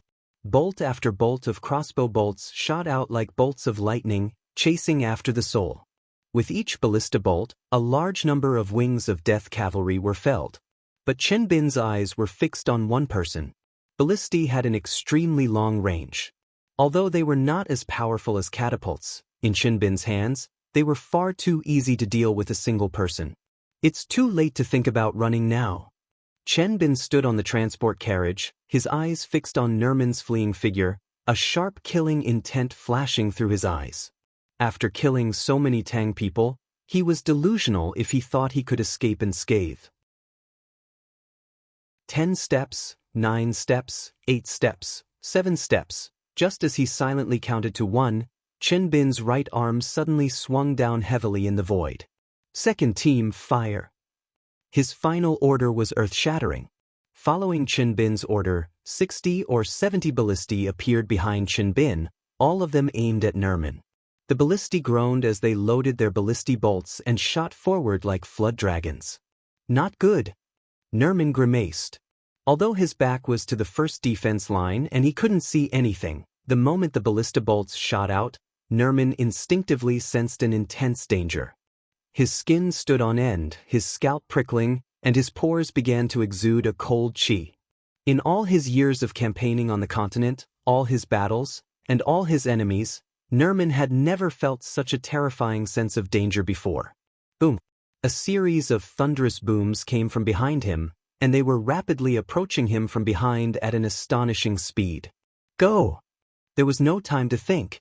In a flash, Nerman leapt off the horse's back. Arabia was a country of cavalry, and it was unimaginable for a general to not have a mount, but Nerman couldn't worry about such things. Boom! There was a loud bang and the horse neighed. Just as Nerman leapt out, more than 20 thick black crossbow bolts shot out from all directions, piercing holes in Nerman's horse and nailing it to the ground. Nerman felt a chill run down his spine, but even so, Nerman had not been able to avoid danger. This time, Chen Bin had personally led the attack, and the ballista bolts had taken into account every possible escape route. 70 to 80 ballista bolts had sealed off every possible escape route. No matter which direction he tried, he would never be able to escape. Boom, boom, boom. Just as Nerman leapt away, at least 17 or 18 crossbow bolts shot at him from behind and smashed into his back. Nerman had no time to think. He only had time to unleash all the stellar energy in his body before he was struck by all the ballista bolts. Ah! There was a scream as Nerman's stellar energy flickered several times. Although he had successfully blocked all the ballista bolts, he had still been sent flying by the immense power of the ballista bolts. Phew! Whoosh! Just as Nerman was sent flying, a warhorse neighed in the darkness, and a muscular figure galloped over on a warhorse from afar. Shi Yuanqing of the Tang dynasty is here. Hand over your life. Boom! There was a heaven-shaking boom, and then all was quiet. At almost the same moment that Shi Yuanqing suppressed Nerman, a massive explosion came from the distant Arab camp. Shouts and fighting filled the air as countless Arabs emerged from the blazing flames. This night raid lasted until almost daybreak before calming down. Only when the elites of the Anxi Protectorate army responsible for raiding the Arabs returned did this night truly come to an end.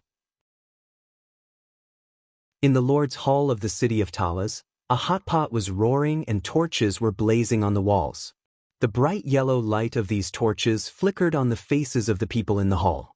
Wang Chong, Gao Xianji, Cheng Qianli, Li Sai, Chen Bin, Shi Yuanqing, Huang Badian, and all the other soldiers who had participated in the night raid were gathered here. Even Banahan Chief Banahan and the new Karluk Chief Guli were present. Everyone was gathered in this hall, and the atmosphere was somber. How is it? Gao Xianji first turned to Li Sai, who was standing next to Wang Chong. In this operation, Wang Chong and Gao Xianji had been responsible for the Uzun and Arabs respectively, not interfering with each other's operations. But now that the battle was over, it was time to assess the gains and losses. Sun Jiming and Qing Sanyuan were both discovered by Daluan Ruozhen ahead of time, so none of the three teams suffered any casualties. However, we still ran into some trouble in the Uzun camp. Several of our teams were blocked, and we lost around 60 to 70 men. Li Sai sternly said. They had made ample preparations for this night raid, even wearing the armor of the Uzun soldiers to confuse their foes, but they had still lost 60 to 70 men. This was how war was. No matter how careful one was, casualties were inevitable. Gao Xianji nodded.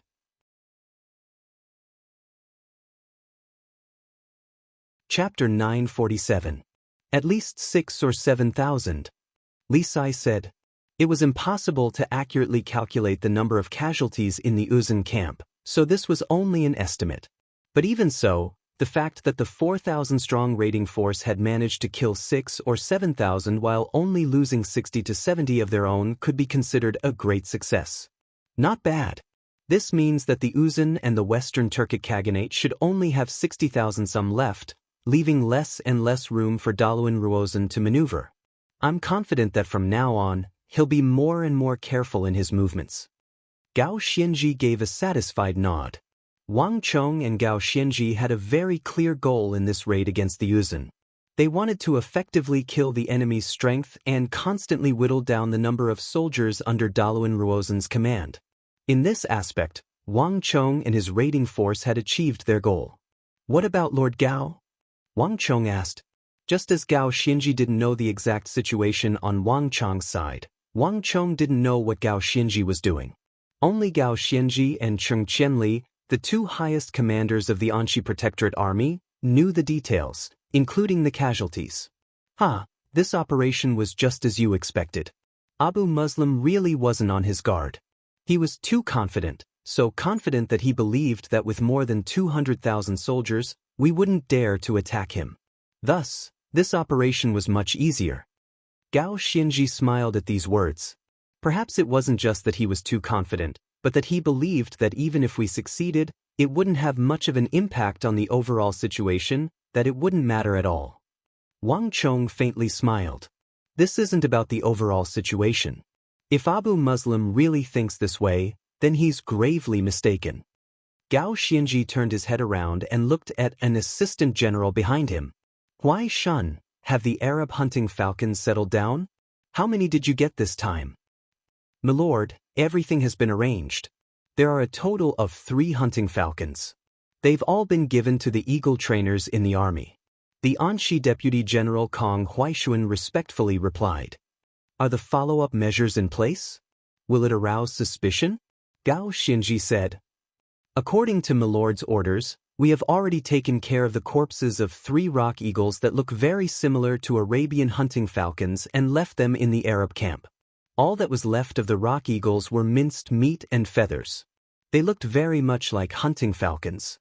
If the Arabs weren't careful, they wouldn't be able to tell. Moreover, the people who raided the camp reported that the Arabs had many hunting falcons. The loss of only 3 hunting falcons shouldn't attract their attention. Kong Huaishuan said sincerely. Kong Huaishuan was also a renowned general of the Anxi Protectorate Army, and he had been tasked with carrying out this night raid. Wang Chong listened on the side and secretly nodded. The primary goal of the Anxi Protectorate Army's mission to the Arab camp was not to kill the Arabs, but to capture the fierce Arabian hunting falcons. Daluan Ruozhen used these ferocious Arabian hunting falcons to communicate with the Arabs. If they could successfully steal these Arabian hunting falcons, they could cut off the communication between the Arabs and Daluan Ruozhen. But there's another problem. The Arabian hunting falcons have fierce temperaments. They've been screaming ever since they returned from the Arab camp. Our men have done everything we can to quiet them down. Moreover, they're not willing to eat the meat we feed them. Kong Huaishuan said. If the hunting falcons couldn't be tamed, they couldn't be used. Even capturing them would be useless. This problem is easy to solve. Wang Chong gave a carefree smile. General Kong, I have a falcon tamer under my command called Jean Quebec. He has done a great deal of research on Arabian falcons, so leave this matter to him. Huai Shun, let's do as Lord Wang says. Gao Xianji faintly smiled and said. In addition, leave that Nerman, the Arab general who launched the night raid to Protector General Wang. Oh! Wang Chang's eyes brightened in surprise. He had believed that Shi Yuan had killed Nerman. He hadn't expected that Shi Yuan would keep him alive. Then I'll have to thank you. Now that the battle was imminent, Wang Chang's great Yin-Yang heaven creation art would grow stronger with every person it absorbed. This would be even more helpful in the upcoming battle. Kong Huaishuan bowed his head and left. Lord Gao. Lord Wang. At this moment, Guli, who had been silent this entire time, suddenly spoke. There's another matter. Guli's expression was nervous, and he hesitated. This action quickly attracted the attention of everyone in the hall. Even Wang Chong and the Ferganan chief Banahan turned to look. What's wrong, Guli? Gao Xianji said in surprise. During the Arab raid, a group of soldiers climbed over the walls and sneaked into the city. They secretly contacted our Karluk tribe and mentioned this matter. Guli stammered, his expression revealing great apprehension. The mood in the hall instantly turned strange. Although Guli had not said what this matter was, everyone immediately understood that the Arabs clearly did not know that Wanha Peluo had been killed and the Karluk tribe had been exposed. Moreover, they had even sent someone to secretly contact them. Lord Protector Generals, our Karluk tribe truly has no intention of rebelling. Lord Protector Generals, please understand, Guli sincerely said. Guli, there's no need to panic. We believe in you. Gao Xianji comforted, calming Guli down with these words. Many thanks, my lord, Guli gratefully said. On the surface, they had sent the Deathwing team to attack the Tang Dynasty army behind the first defense line, but in reality, they had secretly sent someone to contact the Karluk tribe in the city. No one had expected this. The fact that Guli had mentioned this matter was enough to prove his sincerity toward the Tang Dynasty. Wang Chong, what do you think of this matter? Gao Xianji said. Wang Chong said nothing, only a faint smile appeared on his lips. The bright light of the torches shone on his face, making Wang Chong exude a unique aura. Since the Arabs are in such a rush, what harm is there in agreeing? Wang Chong asked with a smile. Everyone in the hall froze for a moment, and then they couldn't help but smile. This night was bound to be a restless one. While the city of Talas was ablaze with lanterns, elsewhere, the Uzun and the Western Turks had gathered together. But unlike in the city of Talas, the mood here was much more somber. All the Uzun generals responsible for sentry posts were standing, their faces fearful and silent. On this night, the entire Uzun camp had been turned upside down by the nearly 1,000 Tang people. Even though they had set up so many sentry posts and patrolling soldiers, no one knew where the Tang people had first attacked. And even though the battle was over, no one knew. This was a complete disgrace. All of you carefully think about it. Did you really not discover anything? Daluan Ruozan sat down on a chair and looked at the Uzun generals. His voice was flat and gentle, devoid of any anger, but the Uzun generals in the tent lowered their heads in unease. Bastard! There was a thunderous roar. While Daluan Ruozan was not angry, Huoshu Wuzong could not help but explode. On this night, all of Yusang had been toyed with in the palm of Wang Chong's hand. No one had been able to answer even a simple question, causing Huoshu Huizong's rage to erupt. Huoshu, you can't blame them for this. That person isn't someone they can fight against. He planned for so long before taking action, so he must have made thorough preparations. He wouldn't have left us too many clues. Daluan Ruozan comforted. He had never been an impatient person, but his slightly furrowed brow betrayed his thoughts. It was clear that he, like Huoshu Wuzong, also found it difficult to let go of this matter. It wasn't that Uzun couldn't fail, but it couldn't fail without knowing how. Prime Minister! At this moment, a series of hurried footsteps came from outside the tent. The curtain was lifted, and an Uzun orderly with a machete on his waist barged in from outside. As soon as he saw them, he immediately knelt on one knee. We were patrolling outside and found something. It seems to be left behind by the Tang people. What is it? Daluan Ruozhen raised his eyebrows and said. At the same time, the others also looked over. It's some wolf skins, the orderly said while kneeling on the ground. Buzz. As soon as he said that, Huoshu Wuzong and the others did not react, but Daluan Ruozhen was shocked. In a flash, countless thoughts flashed through his mind. Bring me there. Daluan Ruozhen stood up from his seat without hesitation. A few moments later, several hundred zhang away from a sentry post, Daluan Ruozhen, Huoshu Wuzong, Dusong Mangpoj, Du Wusili, and the other generals arrived at the site of the incident. Daluan Ruozhen's reputation, strict orders, and strict training had proved effective. The moment these things were discovered, the surrounding Uzun soldiers did not move on their own. Instead, they left everything behind and waited for Daluan Ruozhen to deal with them. Are they all here? Daluan Ruozhen asked. His brow was tightly furrowed as he stared at the massive wolf skins on the ground, his expression very unsightly. Around him, Huoshu Wuzong and Dusong Mangpoj also had unsightly expressions. Even Du Wusili had the same expression. Replying to Prime Minister, there are still some wolf skins scattered in other places. But the majority of them are here. A low-ranking Uzun officer explained. Our people didn't pay much attention at the start, but after the battle ended, we realized that something was wrong. All the wolf skins scattered on the ground are empty. There's no bone, no flesh, not even a drop of blood. They've all been cleaned up. This isn't normal at all.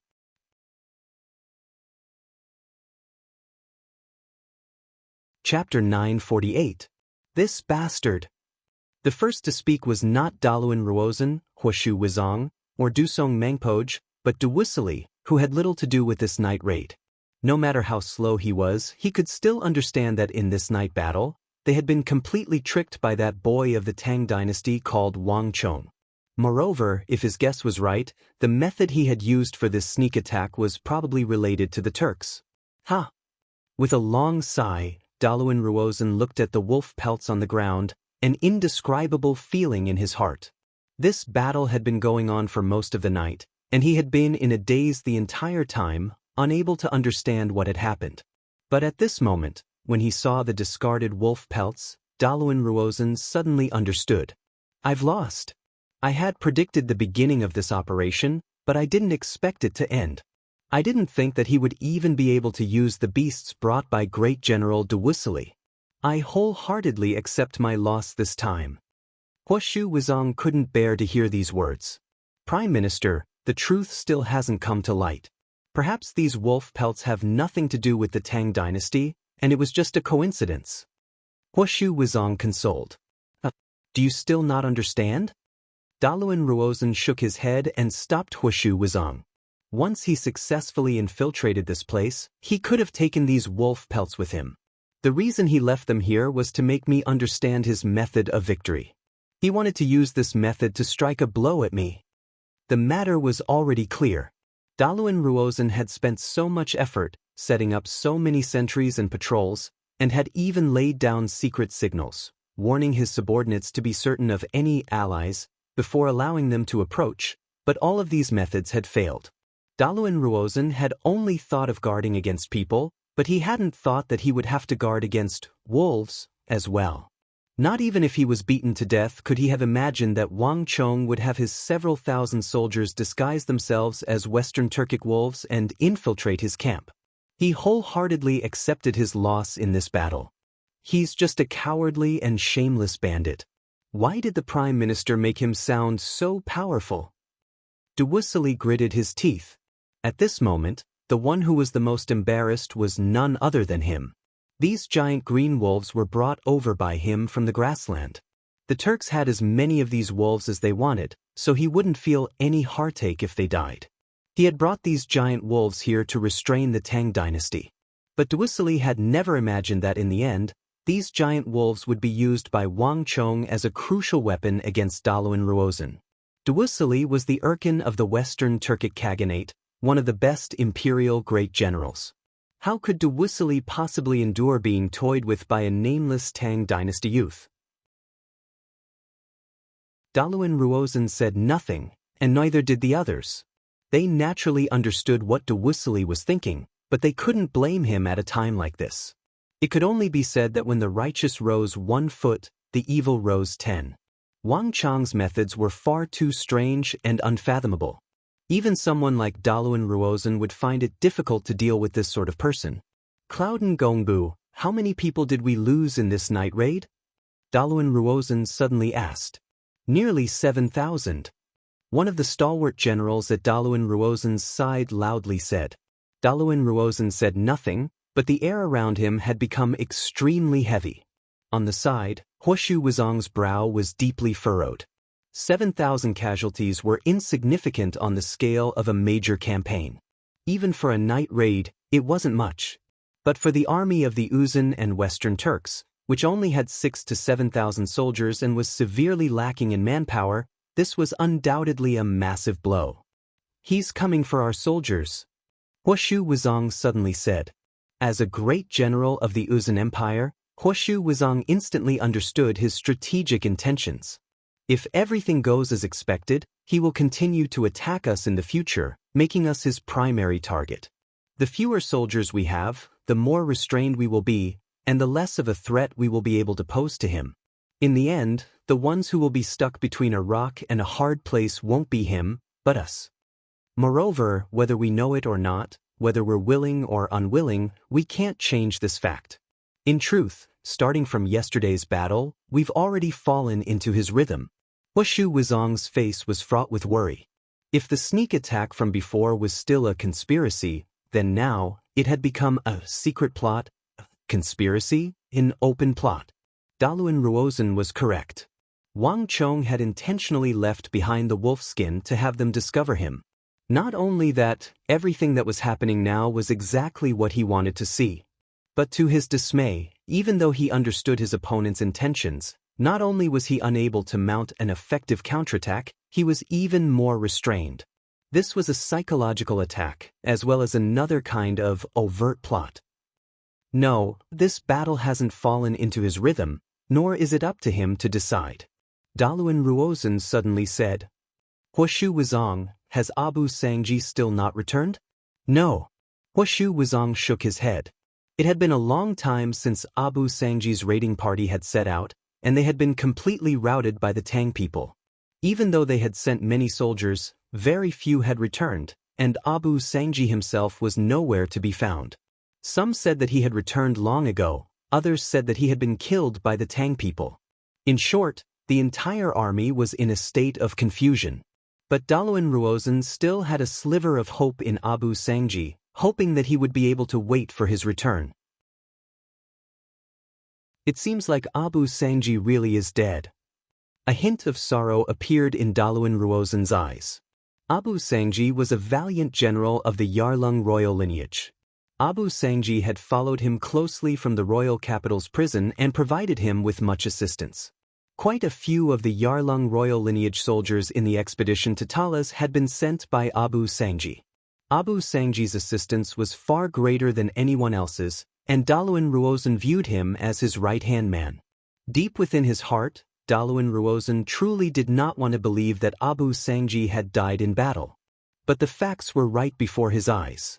Abu Sangji's fate truly did not bode well. Have the scouts that were sent to investigate returned? What's the news? Daluan Ruozan asked. I was just about to tell you about this matter. The soldiers sent to confirm the situation have returned. Based on what they found, although Abu Sangji's men were defeated, they truly accomplished their objective. Behind the second defense line of the city of Talas, there are fragments and parts of the Tang dynasty ballistae everywhere. From the looks of it, there should really be 400 to 500 of them. Those soldiers who managed to escape weren't lying. If we didn't count Abu Sangji's death, this operation could truly be considered a great success. Huoshu Wuzong solemnly said. Very good. Daluan Ruozan's creased brow finally relaxed. This could be said to be the best news he had heard all day. Although Abu Sangji had died in battle, he had still succeeded in his mission.